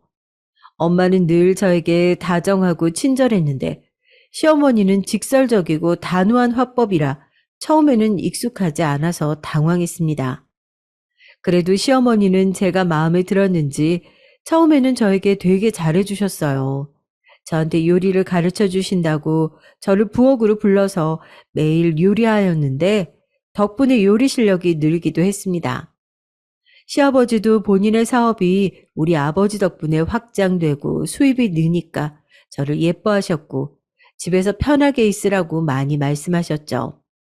다만 시누이는 저를 그렇게 마음에 들어 하지는 않는 눈치였어요. 본인이 막내라 부모님의 애정을 많이 받다가 제가 들어오니 아무래도 분산이 되니까 그게 싫었나 봐요. 저한테 처음부터 살짝 적대적으로 대했는데 다행히 그럴 때마다 옆에서 시어머니와 시아버지가 막아주어서 괜찮았습니다. 남편이 출근하기 전에 새벽에 일어나서 부엌으로 가 시어머니와 아침을 만들고 식구들이 나가면 그때는 시어머니 옆에서 뜨개질도 하고 꽃꽂이를 했어요. 집에 일하는 이모님이 두 분이나 계셔서 청소나 빨래하진 않아도 되었는데요. 남는 시간에는 주로 시어머니와 보냈는데 시간이 흐르며 시어머니도 확실히 저를 편하게 대하셔서 그게 좋았습니다. 대학생이라 시간이 상대적으로 많았던 시누이가 집에 오면 시어머니는 일부러 이제 가족이니 밖에서 시간을 보내며 친해지라고 저희 둘을 내보내기도 하셨어요. 그렇게 나가면 시누이는 도도하게 본인이 하고 싶은 것만 하며 돌아다니고 저에게 이거 해라 저거 해라 많이 시키기도 했지만 저는 그게 그냥 귀엽기도 하고 왜 저러는지 알 것 같아서 친절하게 맞춰주니까 시누이의 적대감도 슬슬 사라지는 것 같았죠. 그러다 결혼하고 1년이 지나자 저는 임신을 하게 됐는데 우리 친정엄마가 저를 가질 때 입덧이 되게 심하셨다고 하셨어요. 엄마 딸 아니랄까봐 저도 입덧이 너무 심해서 아침에 가족들과 같이 밥을 먹을 때 자꾸 속에서 올라와서 같이 먹지 못할 지경이었습니다. 입덧이 심해서 잘 먹지 못하니까 살이 점점 빠졌고 그 모습을 본 시어머니는 저에게 친정에 가서 임신 기간에 머무르는 것이 어떠냐고 하셨어요. 시어머니는 반대했지만 제가 그때는 친정에 잘 가지도 못해서 부모님 얼굴도 보고 싶었고 무엇보다 친정집에서 음식을 먹으면 몸과 마음이 편해서 입덧이 덜했기 때문에 친정에 가서 지내게 됐습니다. 시어머니와 시누이는 굳이 뭘 가서 있냐고 저를 보고 예민하다고 했지만 제가 살기 위해선 어쩔 수 없는 선택이었어요. 확실히 친정에서 기간을 보낼 때도 마음이 편해서 편하게 지낼 수 있었습니다. 부모님도 제가 결혼하고 처음으로 떨어져 살아서 걱정이 많았는데 얼굴을 볼 수 있으니까 너무 좋다고 하셨죠. 남편은 시댁에서 시어머니와 같이 출근해야 했기 때문에 거기서 다녔지만 친정으로 종종 와서 제 얼굴도 보고 친정 부모님과 같이 식사도 했습니다. 비록 마마보이여서 저를 난감하게 할 때도 있었지만 어른들한테 함부로 하지 않는 남편이라 우리 친정 부모님에게도 싹싹하게 행동해서 부모님도 남편을 마음에 들어 하셨죠. 그렇게 친정에서 저는 임신 기간을 보내고 아이를 낳았는데 아이의 성별은 딸이었어요. 친정에서는 아들이고 딸이고 뭐가 중요하냐, 모든 아이는 소중하다 하시며 아주 예뻐하셨는데 시댁에서는 아들을 바랐기 때문에 좀 아쉬워하셨어요. 그래도 집안끼리 엮여서 저에게 대놓고 아쉬움을 표하지는 않았지만 지나가는 말로 다음에는 아들이 나올 수 있게 우리 같이 노력하자고 하시더라고요. 특히 시어머니가 아들이면 한 명으로 괜찮지만 딸이니까 다시 아이를 가지라고 하셨습니다. 우리 집과 분위기가 사뭇 달라서 당황했는데 그래도 옛날 분들이시고 또 사업을 이어받아야 하니까 이해하려고 노력했죠. 그때 우리 아버지 회사와 시아버지 회사가 합병할 준비도 시작했기 때문에 아들의 탄생을 기대했었거든요. 남편이 회사를 이어받으면 그때 아버지끼리 회사를 합병해서 하나로 합치자는 얘기가 계속 논의 중이라 제 임신이 화두에 올랐는데 남편도 바로 아이를 다시 가지자고 할 정도였습니다. 그러나 우리 어머니가 그러셨던 것처럼 아이를 가지는 게 저한테도 쉬운 일이 아니었어요. 그래서 일단 아이 생각은 잠시 접고 딸한테 집중하기 시작했습니다. 딸은 남편의 성격을 닮은 건지 쾌활하고 밝은 아이였어요. 시부모님도 우리 친정 부모님도 딸을 보며 흐뭇하다고 말씀도 많이 하시고 실제로 선물도 많이 사주셨습니다. 저는 당연히 처음 낳은 제 자식이니까 너무 예뻐서 친구들 모임에 많이 데려가곤 했죠. 그렇게 딸아이가 3살이 될 때까지 시댁에서 행복하게 아이를 기르며 시댁 식구들과 더 가까워졌어요. 물론 아무래도 결혼 생활이 항상 즐거울 수 없으니 크고 작은 갈등들이 있기는 했죠. 그럴 때마다 저를 화나게 했던 것은 시어머니와 시누이도 그랬지만 남편이 중간에서 역할을 제대로 하지 않았기 때문이에요. 굳이 전달하지 않아도 될 말을 중간에서 시어머니와 저에게 자꾸 말을 옮기니까 나중에는 시어머니가 저에게 그냥 속 터놓고 얘기하자고 할 정도였습니다. 남편은 말이 워낙 많고 한시도 입을 가만히 두는 성격이 아니었거든요. 그래도 그런 성격이 가끔 위로도 되어 주었고 무엇보다 친정 부모님이 그런 남편의 성격을 마음에 들어 하셨어요. 여느 결혼한 가정이 그렇듯 저와 남편은 때로는 사이가 좋았고 때로는 싸우기도 하며 그렇게 결혼 생활을 지속하고 있었죠. 그러다 아이가 3살이 되었을 때 일이 터지게 됐습니다. 시아버지와 합병을 논의하던 중이던 우리 아버지 회사가 급속도로 재정이 안 좋아지게 됐어요. 친정에 방문할 때마다 아버지 표정이 날이 갈수록 안 좋아지셔서 엄마한테 따로 물어봤더니 엄마가 말을 아끼셔서 저는 큰일이 아닌 줄 알았습니다. 그런데 남편에게 들은 바로는 아버지 회사가 곧 문을 닫아도 이상하지 않다는 말이었어요. 당장 엄마에게 연락해서 물어봤더니 엄마는 그제야 참았던 말을 토해내셨는데 내용이 가관이었습니다. 시아버지가 친정 아버지에게 무리한 투자를 하라고 부추겨서 아버지는 시아버지를 믿고 크게 투자했는데 그게 완전히 결과가 안 좋은 방향으로 흘렀다는 말을 엄마는 저에게 하셨어요. 그 과정에서 우리 아버지에게 투자를 강요한 시아버지는 아버지의 투자 결과가 안 좋으니 바로 등을 돌리셨다고 해요. 남편은 저에게 친정 아버지가 바로 그렇게 투자할 줄 몰랐다고 하고 엄마는 저에게 그렇게 강요하더니 바로 팽 하는 게 어딨냐고 화를 내셨죠. 친정 아버지는 다른 사람도 아니고 사돈에게 배신당할 줄은 몰랐다며 큰 충격을 받으셨습니다. 엄마는 이게 다 시댁의 노림수라고 상대적으로 조금 더 여유 있던 우리 집을 본인들 밑으로 내려가게 하려고 한 거라고 분노하셨죠. 시어머니는 모른 척 하시며 저에게 아버지 사업은 요즘 어떠냐고 다 알면서 물어봐서 저를 당황하게 했습니다. 시누이는 가만히나 있을 것이지 옆에서 쿡쿡 웃어가면서 말리는 신용하는데 바보 되는 느낌이 불쾌했어요. 그나마 남편이 옆에서 다들 왜 그러냐고 막아주어서 그나마 버틸 수 있었습니다. 웬만하면 화를 내지 않는 친정엄마도 이런 경우가 어딨냐고 말씀하셨지만 친정 부모님은 아이까지 낳은 저를 보고 꾹 참으셨어요.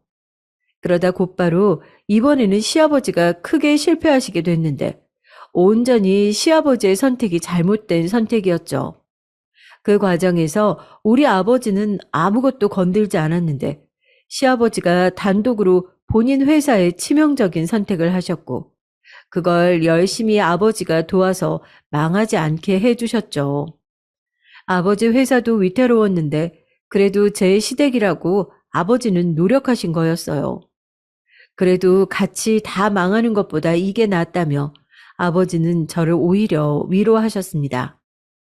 그렇게 한바탕 사건이 흐르고 양가는 타격을 둘 다 입어서 한동안 집안 분위기가 흉흉해서 명절이나 생일 때도 좀처럼 웃음을 찾기 힘들었어요. 그래도 저는 아이만 보며 버티고 버텼고 남편도 그때는 제가 무너지지 않게 옆에서 심적으로 많이 도와주었습니다. 제가 시아버지에게 실망했어도 남편이 자기가 회장이 되면 다 보상해준다고 미안하다고 사과해서 제 마음이 조금 유해졌었죠. 하지만 살얼음판을 걷던 집안 분위기가 와장창 깨지게 된 사건이 발생했는데 아이가 5살 때였어요. 시아버지에게 배신당하고 홀로 회사를 지키려고 열심히 고군분투하시던 아빠가 그만 쓰러지게 됐습니다. 어떻게든 회사는 지켜야 한다고 밤낮 없이 일하고 집에 와서 쉬지도 못한 채로 열심히 서재에 박혀서 일만 하던 아버지는 그만 과로 때문에 병원에 입원하시게 됐어요. 아버지가 맡던 일이 매우 많았는데 그렇게 공백으로 자리가 있으니 당연히 회사는 제대로 굴러가지 않았습니다. 급한 대로 제가 부탁해서 남편이 친정 회사를 구하려고 했지만 역시 역부족이었고 그렇게 친정 아버지의 사업은 막을 내리게 됐어요. 정확히 말하자면 우리 친정 회사가 시댁 밑으로 들어가서 예전처럼 동등한 관계로 어깨를 나란히 하는 게 아니고 우리 회사가 시댁의 자회사로 들어갔다고 생각하시면 될 것 같습니다. 아버지는 이미 그 전에 쓰러지셨는데 소식을 듣고 충격으로 돌아가시게 됐죠. 아버지 상태가 걱정돼서 제가 일단 비밀로 하고 나중에 상황이 안정되면 그때 말씀드리자고 했는데 시어머니가 병문안을 와서 있었던 일을 다 말한 걸로 알고 저는 화를 참을 수 없었어요. 회사도 망하고 아버지도 돌아가시고 충격에 엄마는 실어증에 걸리게 되셨죠. 정신적으로 큰 충격이 와서 정상적인 생활도 불가했고 살고 있던 집도 팔고 작은 집으로 옮겨야 했습니다. 엄마는 말을 완전히 잃기 전에 저에게 시댁 때문이라고 우리 아버지가 쓰러지셨을 때도 시댁이 조금만 재정적으로 딱 2달만 도와줬어도 어떻게 굴러가긴 했을 텐데 너무하다고 울분을 토하셨죠. 아버지가 배신당하고도 시아버지 회사가 휘청거렸을 때 도움의 손길을 건넸는데 어떻게 이렇게 망하기를 기다린 사람처럼 그럴 수 있냐고 화를 내셨습니다. 엄마는 돈이 그렇게 중요하냐고 어떻게 한치 앞을 못 보냐고 아이까지 낳았는데 이럴 수가 있냐고 분노하시고 곧 실어증에 걸리셔서 말을 하지 않게 됐죠. 아마 그때가 제가 인생에서 제일 힘들었을 때라고 생각이 되는데 저는 하루하루를 버티는 것이 진짜 너무나도 힘들었어요. 시댁에서는 우리 집이 파탄난 것을 가까이서 보고 마치 자기들이 은혜를 베푸는 것처럼 저를 위로했는데 하나도 귀에 들어오지 않았고 가증스러웠어요. 남편에게도 실망했고 시댁 식구들은 꼴도 보기 싫었는데 제가 할 수 있는 게 아무것도 없다는 사실이 저를 너무 힘들게 했습니다. 엄마는 작은 집으로 이사 가서 힘들게 살고 저는 대학을 나오고 바로 결혼해서 할 수 있는 게 아무것도 없었거든요. 아이가 있으니 깔끔하게 이혼하고 갈라서는 것도 불가하고 우리 집을 망하게 만든 곳에서 저는 아이와 함께 살아야 했어요. 시아버지의 회사는 우리 아빠가 남긴 소중한 지적 재산을 다 가로채서 더 승승장구하게 됐죠. 그때부터 저는 이미 마음속으로 시댁에 대한 존중은 사라졌지만 현실적으로 시댁을 박차고 나갈 수도 없었어요. 당연히 마음 같아선 시댁을 갈아엎고 당신들이 사람이냐고 소리 지르고 난리치고 싶었는데 저한테는 아무 능력도 없었고 가진 거라곤 저만 바라보는 딸과 친정 엄마뿐이었죠. 그렇게 시댁에서 버티고 있으니 시어머니는 본격적으로 저를 괴롭히기 시작했습니다. 시누이야 뭐 원래 저를 미워했으니 이때만을 기다렸다는 듯 행동하더라고요. 집에서 빨래 및 청소와 요리 등 집안일을 담당하시는 이모님이 두 분이나 계셨는데 시어머니는 이모님을 해고하고 저한테 모든 집안일을 시키셨어요.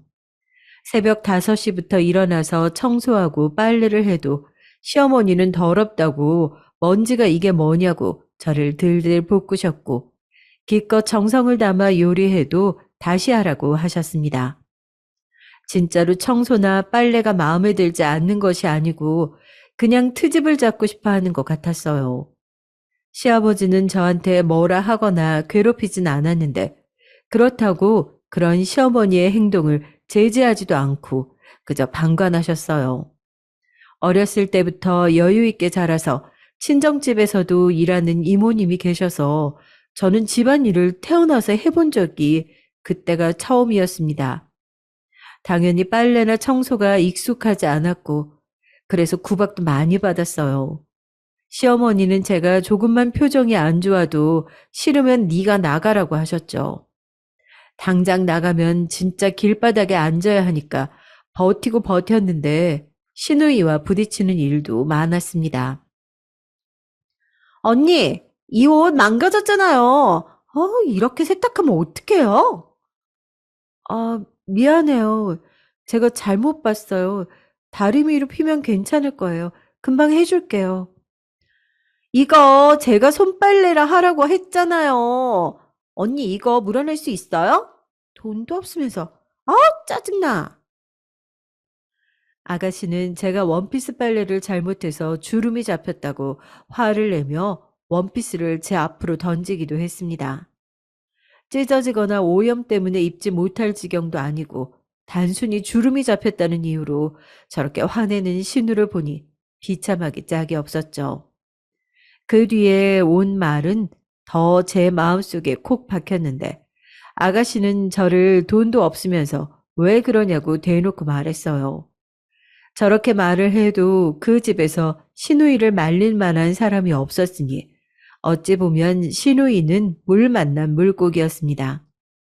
그러다 또 어느 사건이 터졌는데 제가 대학에 들어갈 때 아버지가 백화점에 가서 큰 돈을 주고 고급 원피스를 사주신 게 있어요. 흰색이고 무릎까지 오는 긴팔 원피스고 가슴 쪽에 브로치도 있고 벨트까지 있어서 매장에서 제일 비싸게 팔던 원피스예요. 아버지는 저에게 대학에 가서 입고 다니라고 사주셨는데 저는 막상 아까워서 몇 번 입지도 못했던 원피스랍니다. 아끼는 거라 중요한 자리에만 입고 다녔는데 예를 들면 졸업사진을 찍거나 중요한 발표 자리에 입고 다녔어요. 무려 시부모님에게 처음 인사를 올 때도 입었던 원피스입니다. 그런데 신우가 그 원피스가 마음에 들었는지 저한테 말도 전혀 하지 않고 그 원피스를 입고 나갔다가 커피를 쏟아서 들어왔어요. 언니, 이거 내가 오늘 밖에 입고 나갔는데 커피 조금 흘렸어요. 아마 세탁하면 괜찮을 거예요.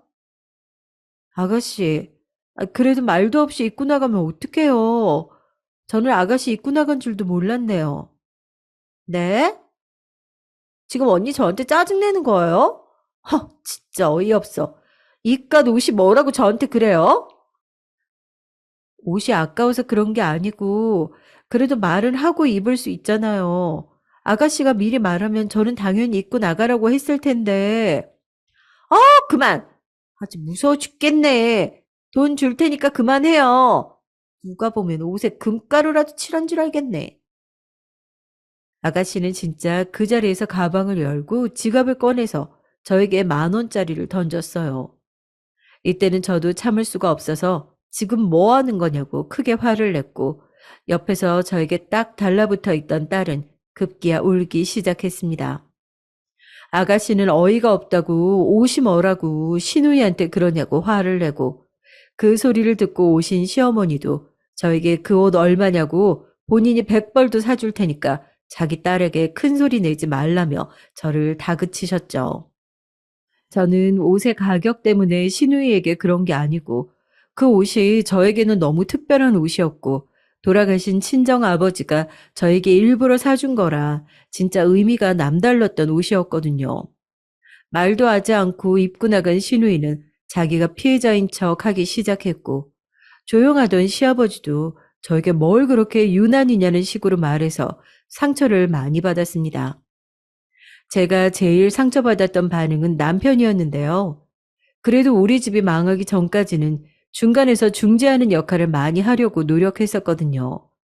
그런데 친정 아버지가 돌아가신 뒤로는 완전히 시댁편이었고, 특히 예전부터 보이던 마마보이 증상이 더 심해졌습니다. 시누이야 어리기라도 하고 처음부터 저를 미워했기 때문에 시누이에게 상처받진 않았는데, 남편의 반응은 저에게 충격적이었어요. 그게 뭐라고 집안 분위기를 이렇게 만들어? 아, 옷이야 다시 사면 되잖아. 그 옷 아빠가 나한테 입학 선물로 사준 옷이라고 했잖아. 나한테는 의미가 많다고. 아, 그럼 내가 똑같은 걸로 사줄게. 그럼 그만할래? 진짜 당신 왜 이러는 거야? 진짜 벽과 얘기해도 이렇게 얘기가 안 통하진 않겠다 생각이 들 정도로 남편의 반응은 어이가 없었어요. 남편은 제가 얘기하면 귀찮다는 식으로 반응했고, 나중에는 저리 가라고 손을 휘휘 휘젓기까지 했습니다. 남편의 저런 짓은 날이 갈수록 심해졌는데, 급기야 나중에는 바람까지 피웠어요. 심지어 저도 아는 사람이었는데 제 대학 후배였어요. 친정 사업이 무너지기 전에 남편과 사이가 좋을 때 몇 번 동창회에 같이 나간 적이 있는데, 거기서 따로 연락처를 주고받았나 보더라고요. 제가 큰 배신감에 남편에게 바람 피우는 거냐고 물었더니 남편의 반응은 충격적이었습니다. 어, 왜? 아니, 우리 집은 아들이 중요하다고 몇 번을 얘기해. 미정이는 자기가 아들 낳아줄 수 있다더라. 너도 말이라도 좀 그렇게 해봐. 아들 낳는 게 그렇게 쉽니? 아니, 가지고 싶다고 가져지는 거야? 그게 나만 노력해서 되는 일이야? 그럼, 아, 네가 아들 낳던가. 아, 왜 난리야? 진짜 짜증나게 하네. 왜? 당신 유부남이야. 아, 진짜 왜 이래? 정신 차려. 우리 딸 얼굴 보는 거 민망하지도 않아? 나중에는 울면서 얘기하자 남편은 한숨을 쉬며 저를 무시했어요. 시댁 식구들은 심하게 시집살이를 시키고 남편은 바람을 피우고, 제가 시댁에 계속 있을 이유는 전혀 없었지만 그래도 시댁에서 못 나가고 있던 이유는 아이였습니다. 시아버지는 그래도 자기 아들의 핏줄이라고 딸에게는 부족함 없이 베풀고 있었거든요. 아이가 그때 초등학교 1학년이었는데 유명한 사립 초등학교에 보냈었고 사교육도 시키고 있었습니다. 물론 시어머니는 그것도 싫어하셨어요. 오히려 남편의 바람을 알고도 눈 감아 주셨거든요. 아니, 눈 감아 주는 것을 떠나서 아들을 낳아오면 당장이라도 저를 내보내고 제 후배와 재혼을 시키려는 것 같았습니다. 진지하게 자립할 직장을 알아봐야지 생각했는데, 시댁의 2층 집을 제가 홀로 집안일을 하니 그것도 쉽지 않았어요. 식당에 가서 일하는 조건을 물어봐도 저에게 부잣집 며느리가 무슨 일이냐고 물었고, 결국 제가 구직을 하고 있다는 소식은 돌고 돌아 시어머니 귀에 들어갔어요. 시어머니는 저에게 배신자라고 혼자 몰래 돈 벌어서 집 나갈 생각 중이냐며 화를 냈죠. 이래도 뭐라 하고 저래도 뭐라 하는 것은 저도 이미 알았는데, 집을 못 나가게 하는 건 무슨 심보인지 아직도 모르겠습니다. 이걸 다행이라고 말해도 되는지 모르겠지만 시아버지는 남편의 바람을 마음에 들어 하지 않았어요. 남편에게 그 여자를 정리하라고 제가 있는 앞에서도 얘기하셨는데, 아마 회사에 소문이 금방 나니까 처신을 잘하라고 했습니다. 저는 그런데 시아버지가 저렇게 말해도 하나도 고맙지 않았어요. 오히려 사돈 회사를 망하게 하고 덕분에 더욱 수익이 늘어서 잘 나가게 된 것은 신경도 쓰이지 않는 건지 궁금했죠. 아침부터 시어머니의 시누이의 구박을 받고 열심히 빨래와 청소를 하고 식구들 밥을 차리고 또 집안일을 하고, 그렇게 지옥 같은 생활을 지속하게 됐습니다.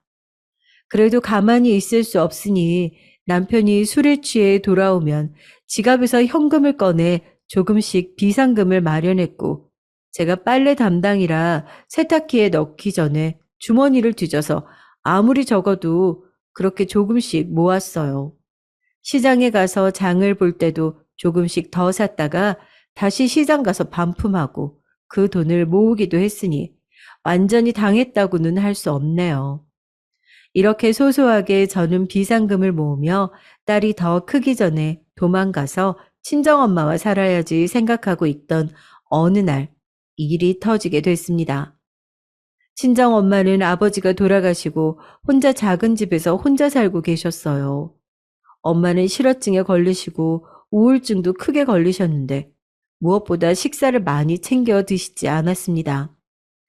혼자 살기도 했고 갑자기 회사는 없어졌고 사모님 소리를 듣다 혼자 가난하게 사는 생활이 익숙하지 않으셨을 거예요. 제가 많이 찾아가려고 해도 저는 시댁에서 시부모님과 같이 살고 있어서 쉽지 않았습니다. 엄마는 그래도 제가 딸이랑 찾아가면 반가워하며 좋아했는데 그러다 어느 날 전화를 받았더니 엄마가 병원에 실려왔다는 소리를 듣게 됐어요. 급하게 택시를 타고 병원에 갔더니 빙판에 쓰러져서 크게 넘어졌고 갈비뼈가 부러지고 무릎과 발목도 다치고 온 몸이 성한 곳이 없어서 중환자실에 입원해야 한다고 했습니다. 그렇게 엄마를 입원시키고 일부러 시댁에는 말하지 않고 그동안 모아두었던 비상금으로 입원비를 대신하고 있었는데요. 엄마의 입원 기간이 늘어나자 비상금은 바닥을 보였고 더 버티기가 힘들어졌어요. 결국 시아버지에게 말을 했는데 시아버지는 친정아버지가 생각나신 건지 다행히 병원비를 주셨는데 문제는 시어머니와 시누이였습니다. 저한테 엄마 병원비가 얼마인지 아냐고, 이런 시댁을 본 적이 있냐고 매일 제 얼굴을 볼 때마다 말씀하셨어요. 아무리 구박해도 실질적으로 엄마 병원비를 시댁이 내주고 있으니 저는 심해지는 괴롭힘에도 아무 말도 할 수가 없었죠. 남편은 대놓고 바람을 피우고 시어머니는 병원비로 저를 괴롭히고 시누이는 제 얼굴만 보면 무조건 뭐라 하고 넘어가는데도 집을 나오지 못했어요. 시댁은 그때 이제 시아버지가 슬슬 경영권을 남편에게 넘기려고 하는 중이었는데 사실 되게 불법적인 일도 많이 했었습니다. 대놓고 사기도 치고 편법으로 진짜 돈을 벌기 위해 눈이 뒤집힌 사람들이었어요. 마음 같아선 당장 경찰에 신고하고 싶었는데 그럴 수도 없었죠. 그렇게 1년이 지나 시어머니는 언제까지 엄마 병원비를 내줘야 하냐고 저에게 말하며 눈치를 많이 주기 시작했습니다. 남편하고 저는 말도 잘 안 섞기 시작했고 시누이는 결혼해서 나갔는데 결혼 전처럼 시도 때도 없이 시댁을 와서 변한 건 없었어요. 사실 그때 병원에서 저에게 엄마가 수술해야 한다고 했는데 그 수술비가 몇 천만 원이 넘어갔는데도 수술을 해도 살 수 있는 기간이 길지 않다고 했습니다. 수술 성공 확률도 낮았고 그냥 나이도 있으시고 편히 돌아가시게 하는 것도 좋다고 의사는 저에게 말했는데 저는 딸이니까 자식으로서 그래도 마지막 남은 희망으로 수술을 하려고 했어요. 하지만 제 부탁을 시부모님은 들어주지 않으셨습니다. 아니, 이제까지 들어간 비용도 얼마인지 알기는 해? 양심이 있으면 수술은 하면 안 되는 거야. 시어머니는 특히 저에게 삿대질까지 하며 화를 많이 내셨어요. 남편에게 부탁해도 그만 엄마를 보내주라고 하며 돈 부탁을 하지 말라고 했고요. 우리 아버지 회사를 먹고 생긴 돈이 엄마 병원비를 다 내고도 남았을 텐데 시댁 식구들의 반응에 상처를 받았습니다. 우리 엄마가 아프게 된 이유도 사실 시댁 때문이잖아요. 원래 같았으면 우리는 행복하게 살고 있었을 텐데 진짜 원망하고 원망했습니다. 엄마는 소리를 내지 않고 입을 벌려 저에게 집에 가고 싶다고 하셨고 결국 수술을 포기하고 퇴원하고 엄마가 혼자 살던 집으로 오게 됐어요. 그러다 급작스럽게 엄마와 저는 아빠 산소에 가게 됐는데 진짜 무작정 결정해서 간 거라 시댁에 연락도 못하고 갔죠. 아빠 산소 앞에서 엄마는 이제 아빠를 보러 가고 싶다고 하셨고, 저는 진짜 무슨 말을 해야 할지 몰라 아무 말도 하지 못하고 있는데 전화가 울려서 받았더니 시어머니였어요. 받지 않으려다 한숨을 쉬고 받았더니 시어머니는 냅다 이유도 물어보지 않고 소리를 질렀습니다. 너 도대체 어디야? 집안일도 안 하고, 지금 뭐 하는 거야? 당장 들어와서 밥해. 어머님, 저 지금 친정엄마랑 아버지 산소에 와 있어요. 금방 들어갈게요. 거길 왜 가? 아유, 쓸데없는 짓 그만하고 집으로 와. 아버지 산소에 온 게 쓸데없는 짓이라니. 이 말을 듣고 진짜 피가 식는 기분이 들었습니다. 텔레비전에서 보면 화가 나면 소리를 지르고 온 몸을 부들부들 떨고 그러는데 저는 놀랄 만큼 침착해졌어요. 엄마한테 갔더니 걱정스러운 눈으로 쳐다보기에 저는 아무 일도 아니라고 하고 밤까지 같이 산소 앞에 있다가 엄마를 집으로 모셔다 드리고 시댁에 갔습니다.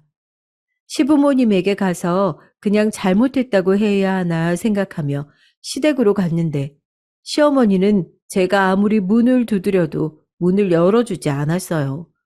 심지어 남편 퇴근이 그날따라 늦어서 저보다 늦게 집에 왔는데도 시어머니는 남편만 들어오게 하고 저보고는 아버지 산소 앞에서 평생 살라고 악담까지 퍼부었습니다. 그날은 매우 추운 겨울이었는데 저는 밖에서 덜덜 떨며 결국 들어갈 수가 없었어요. 엄마 집으로 갈까 생각했지만 안 그래도 아픈 엄마에게 걱정만 더 주는 꼴이 될까봐 그러지도 못했습니다. 그리고 밖에서 덜덜 떨며 시댁에서 남은 인생은 살 수 없겠다 생각했어요. 아침에 시아버지가 출근하고 집으로 들어갔더니 시어머니는 왜 들어오냐고 평생 들어오지 말라기에 무시하고 방으로 들어가 얼마 있지 않은 짐을 챙기기 시작했습니다. 나가려고? 그래, 다시는 우리 집에 오지도 마. 아직 등교하기 전인 딸의 손을 잡고 집을 챙기고 나가니까 시어머니는 고맙게도 다시는 오지 말라고 그동안 엄마 병원비 내준 것을 갚으라는 소리를 질렀어요. 정이라고는 하나도 남아있지 않아서 오히려 그렇게 정을 뗄 수 있게 해준 시어머니한테 고마울 지경이었습니다.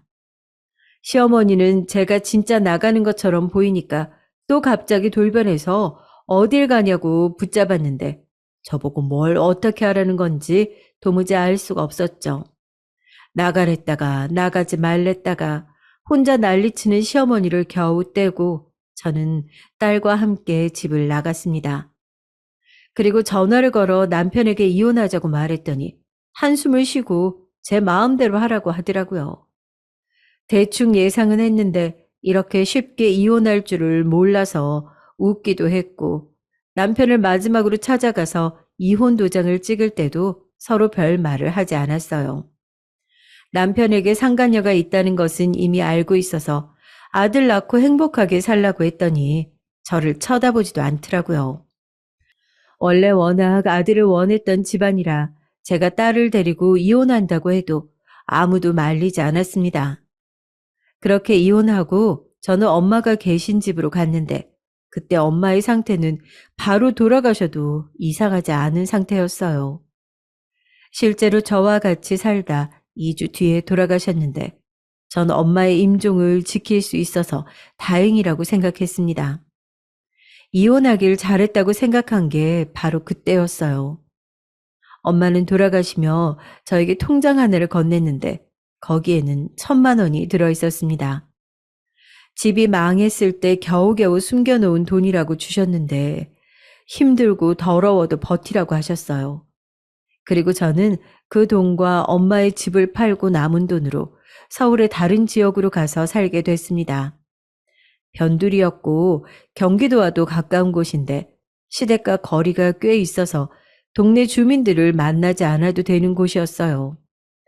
비상금으로 겨우 어떻게 단칸방 하나를 구하고 딸이 학교에 간 동안 저는 식당에서 일을 시작했죠. 시댁에서 종일 식모처럼 일하던 기억이 남아 있어서 청소도 하고 열심히 일하니까 사장님이 제 편의를 많이 봐주셨습니다. 낙지 요리를 팔던 곳이었는데 딸이 하교하고 바로 가게로 오게 해주셨죠. 우리 딸을 많이 예뻐하셔서 딸이 오면 밥도 챙겨주시고 참 고마웠던 분이세요. 그렇게 2년을 일했는데 갑자기 사장님이 병이 생겨서 가게를 접게 됐다고 하셨습니다. 진짜 갑작스러운 일이라 당황했는데 제가 뭘 어떻게 할 수 없는 상황이라 어쩔 수 없었죠. 저는 일하면서 돈을 진짜 많이 아끼며 살았는데 딸이 먹고 싶어 하는 과일도 많이 사주지 못했을 정도였어요. 그렇게 돈을 모았던 걸로 작은 우동 가게를 열게 됐습니다. 진짜 작은 가게라 앉아서 먹고 가는 자리가 10자리가 채 되지 않았고 일하는 사람도 저 한 명이었어요. 메뉴도 우동과 김밥 딱 2개였는데 그래도 저는 행복했습니다. 아무래도 딸이 있으니까 혼자 그렇게 가게에서 일하며 아이를 돌볼 수 있는 게 얼마나 큰 행복인지 알고 있었어요. 그때 제 인생의 목표는 그저 탈 없이 딸 한 명 잘 키우는 거라 작은 가게였어도 행복하게 일했습니다. 물론 여자 혼자 가게를 하는 게 전혀 쉽지는 않았어요. 그래도 힘들어도 웃으며 일하려고 노력했더니 단골 손님들도 몇 생기기 시작했습니다. 그러던 어느 날 바쁜 점심시간이 지나고 한숨을 돌리고 있었는데 문을 열고 남자 한 명이 들어왔어요. 인사를 하고 쳐다봤는데 처음에 저는 제가 잘못 본 줄 알았어요. 다른 사람도 아니고 바로 전 남편이 저를 바라보고 있었습니다. 지혜야, 오랜만이다.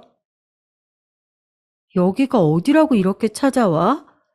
난 당신하고 할 말 없어. 당장 나가. 내가 미안했어. 우리 다시 합치자. 내가 진짜 미안해. 왜? 내 후배랑 바람났잖아. 걔가 아들 안 낳아준다디? 왜 가만히 잘 사는 사람 찾아와서 난리야? 전 남편은 뭘 먹어도 잘못 먹었는지 저에게 다시 재혼하자고 말했고 전 대꾸하다가 가치를 못 느끼고 계속 무시했더니 나가더라고요. 살면서 다시 볼 일 없겠지 생각했고 보고 싶지도 않은데 저렇게 찾아오니까 어이가 없었습니다. 그런데 전 남편은 그렇게 나가고도 계속 저를 찾아와서 재혼을 요구했어요. 나중에는 나가라고 해도 나가지도 않더라고요. 신랑 일을 하다 경찰을 부른 적도 있고 보다 못한 단골 아저씨가 대신 쫓아주기도 했습니다. 아들 낳을 생각 없으니 당장 꺼지라고 해도 거머리처럼 달라붙어서요. 제가 그렇게 관심을 받고 싶을 때는 모르는 사람처럼 무시하더니 왜 이러는지 이해도 안 갔고 이해해 주기도 싫었어요. 당신 자꾸 찾아오면 너희 아빠 사업 비리 다 밝힐 거야. 온갖 불법적인 방법으로 돈 버는 거 다 알아. 나 장난하는 거 아니야. 진심이야. 지금이라도 당장 경찰서 가서 얘기할 수 있어? 다행히 제가 저렇게 말하자 저 뒤로는 더 찾아오지 않았어요. 도대체 어떻게 알았는지 모르겠지만 같은 서울이니 뭐 알 방법이야 많았겠죠. 그런 걸 생각했으면 지방으로 갔을 텐데 저는 잘못한 게 없으니 당당했습니다. 아무튼 그렇게 지내다 우리 딸이 초등학교를 졸업하고 중학교에 입학할 때쯤 저에게 황당하고 기분 좋은 일이 일어났어요. 우리 가게 단골 손님 중 저와 나이가 비슷한 남자 손님이 있었는데 갑자기 멀쩡하게 우동과 김밥을 먹고 일어나더니 저에게 가게 끝나고 뭐 하냐고 묻더라고요. 퇴근하고요? 집에 가야죠. 그러지 말고 오늘 저랑 밥 먹어요. 제가 맛있는 갈비를 파는 곳을 알아요. 마침 그날이 딸이 친구와 놀다 들어간다고 했던 날이라 저는 그분을 따라서 갈비를 먹으러 갔어요. 갈비를 먹고 바로 집에 갔는데 그 단골 손님은 그 뒤로도 저에게 같이 밥을 먹자고 종종 요청했습니다. 그 횟수가 늘면서 저도 이 손님이 나에게 단순히 밥을 먹자고 부른 게 아니라고 깨닫게 됐죠. 하지만 저는 딸이 있었고 전 남편과의 결혼 생활이 즐겁지 않아서 재혼할 생각은 전혀 없었습니다. 본인을 태평이라고 소개한 단골 손님은 저보다 2살 어렸고 무려 직업이 검사였는데 끊임없이 구애하기에 제가 대놓고 말했어요. 저 딸 있는 거 보셨어요? 이혼하고 혼자 이렇게 가게 운영하면서 돈 버는 거예요. 상관없어요. 이미 따님 있는 거 잘 알고 있습니다. 부모님이 어떻게 생각하시겠어요? 잘 키워서 검사 만들어 놨더니 애 딸린 이혼녀랑 사귄다고 알면 난리 날걸요? 그 부분은 신경 쓰지 않으셔도 됩니다. 저 고아예요. 처음에 말을 듣고 저는 당연히 거짓말이라고 생각했어요. 그냥 말을 무시하고 묵묵히 장사했는데 자꾸 계속 결혼하자고 찾아오는데 저도 사람이라 저한테 잘해주고 다 상관없다고 하는 사람이 싫지 않았습니다. 엄마도 떠나시고 시댁 식구들한테 배신당하고 안 그래도 마음이 외롭고 쓸쓸했는데 태평 씨는 확실히 저한테 큰 위안이 되었죠. 언제는 가게 마감하고 둘이 술을 마시다가 제가 술김에 어릴 때부터 결혼하고 생활을 쭉 말한 적이 있어요. 자랑도 아니고 어디 가서 제 얘기를 그렇게 한 적이 없는데 다소 충동적인 행동이었는데 저도 모르게 술이 들어가니까 말이 술술 나왔죠. 태평 씨는 제가 그렇게 말해도 말을 끊거나 하지 않고 그저 가만히 얘기를 다 들어주고 나중에 저를 안아주었습니다. 그동안 수고했다고 이제 신경 쓰지 말고 남은 인생 행복하게 살라고 얘기하기에 그때 처음으로 이 사람과 결혼하고 싶다는 생각이 들었어요. 하지만 저는 딸의 의사가 제일 중요해서 딸에게 물어봤더니 딸은 마치 그때만을 기다렸던 것처럼 제가 결혼했으면 좋겠다고 하더라고요. 전 남편과의 기억이 그다지 좋지 않았고 시댁 식구들이 딸에게 딱히 잘했던 것도 전혀 아니니 딸의 반응이 이해되지 않는 것은 전혀 아니었습니다. 그렇게 우리는 결혼하게 됐는데 결혼 준비를 하며 알게 된 사실은 태평 씨가 진짜 고아였고 유복하게 자라다 부모님이 사고로 돌아가셔서 대학생 때부터 혼자였다고 하더라고요. 유산이 있기도 했고 본인이 공부도 잘해서 검사가 됐는데 무려 제가 첫 여자였대요. 이제까지 공부하느라 바빴고 본인의 인생이 안정될 때까지 연애하지 않고 있었는데 우연히 제 가게에 와서 제가 열심히 일하는 모습을 보고 이 여자다 싶었다고 합니다. 우리는 결혼식은 올리지 않았고 그 대신 반지를 나눠가지고 딸하고 셋이서 그리스에 다녀왔어요. 거기서 서로 진심 어린 편지도 주고받고 딸과 앞으로 어떻게 살지 얘기도 하고 서로에 대해 더 많은 것을 알게 된 소중한 시간이었습니다. 남편은 결혼하고 본인이 버는 돈이 많으니 제가 가게를 접어도 된다고 했는데 정중하게 거절했어요. 식당은 단순히 돈을 버는 수단이 아니었고 제가 인생을 행복하게 살 수 있게 만들어준 소중한 존재였습니다. 그 식당을 운영하며 남편을 만날 수 있었고 또 이미 단골도 많이 생겨서 그만두는 게 쉽지 않았어요. 사람들은 각자 사연이 하나씩 있는데 단골들이 들려주는 세상 이야기도 즐거웠습니다. 그런 저를 남편은 존중해줬고 대신 몸이 무리하지 않게 주말과 공휴일에는 꼭 쉬고 저녁 시간은 남편과 딸과 셋이서 보내는 것으로 합의를 했어요. 아침에 일어나서 남편을 출근시키고 딸을 학교 보내고 저는 가게에 출근해서 열심히 일하고 퇴근한 남편과 딸과 셋이 밥을 먹는 생활은 저를 아주 행복하게 만들었습니다. 남편 일이 바빠서 야근하는 날도 많은데 그럴 때는 딸과 남편 회사 앞으로 찾아가서 같이 근사한 저녁을 먹고 우리는 먼저 집에 오기로 했는데 그것조차 행복했어요. 그렇게 더할 나위 없이 즐거운 결혼 생활을 하고 있었는데 어느 날 전 남편이 또 저를 찾아왔습니다. 한동안 안 찾아와서 저를 잊은 줄 알았더니 이 인간이 도대체 왜 왔는지 기가 찼어요. 내가 잘못했어. 다시 합치자. 아들 안 나와도 돼. 우리 엄마한테 그렇게 잘하는 사람은 너밖에 없어. 제발 돌아와줘. 내가 미안해. 무릎이라도 꿇을게. 여러분, 속이 뒤집힌다는 표현은 이때 쓰는 게 맞겠죠? 혹시나 했지만 역시나 전 남편이 저를 찾는 이유는 시어머니 때문이었습니다. 제가 집안 살림을 몇 년 동안 노예처럼 했으니 제가 제일 잘하겠죠. 그걸 못 잊고 절 찾아와 저딴 말을 내뱉는 남편을 보니까 대꾸할 가치도 못 느껴서 그저 쫓아내고 문을 잠갔어요.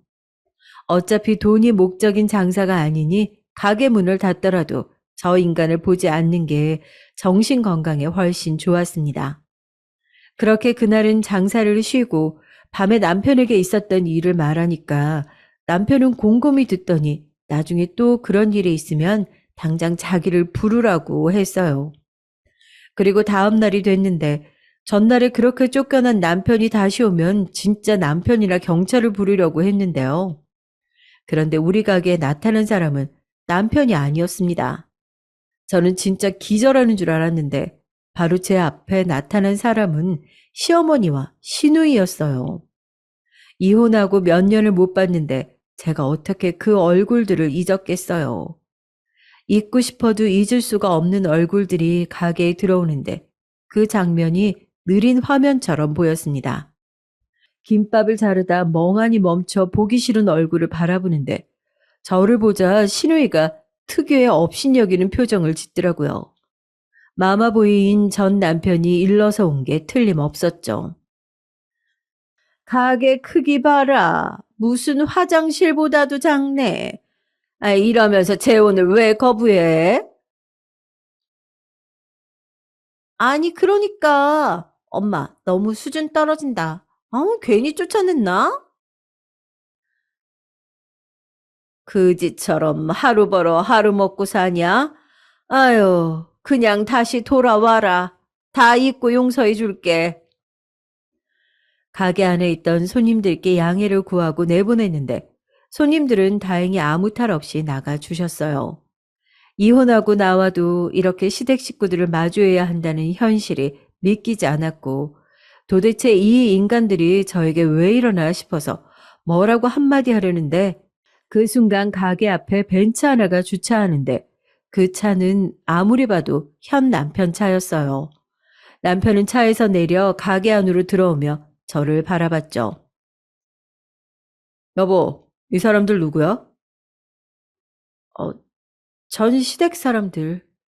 전 남편에게 찾아오지 말라고 했더니 자기 엄마랑 동생을 보냈네. 남편은 시어머니와 시누이를 가만히 바라보더니 조용히 명함을 건넸어요. 시어머니와 시누이는 명함을 받고 두 얼굴이 사색이 됐습니다. 검사라는 것을 보자 저를 그렇게 비아냥댄 사람들은 어디 가고 아무 말도 하지 못하는 모습이 웃기지도 않았어요. 그렇게 가게를 나가려는 시어머니와 시누이 앞을 가로막고 저는 남편에게 말했습니다. 여보, 요즘도 불법적인 방법으로 돈 버는 회사들 잡아 넣을 수 있지?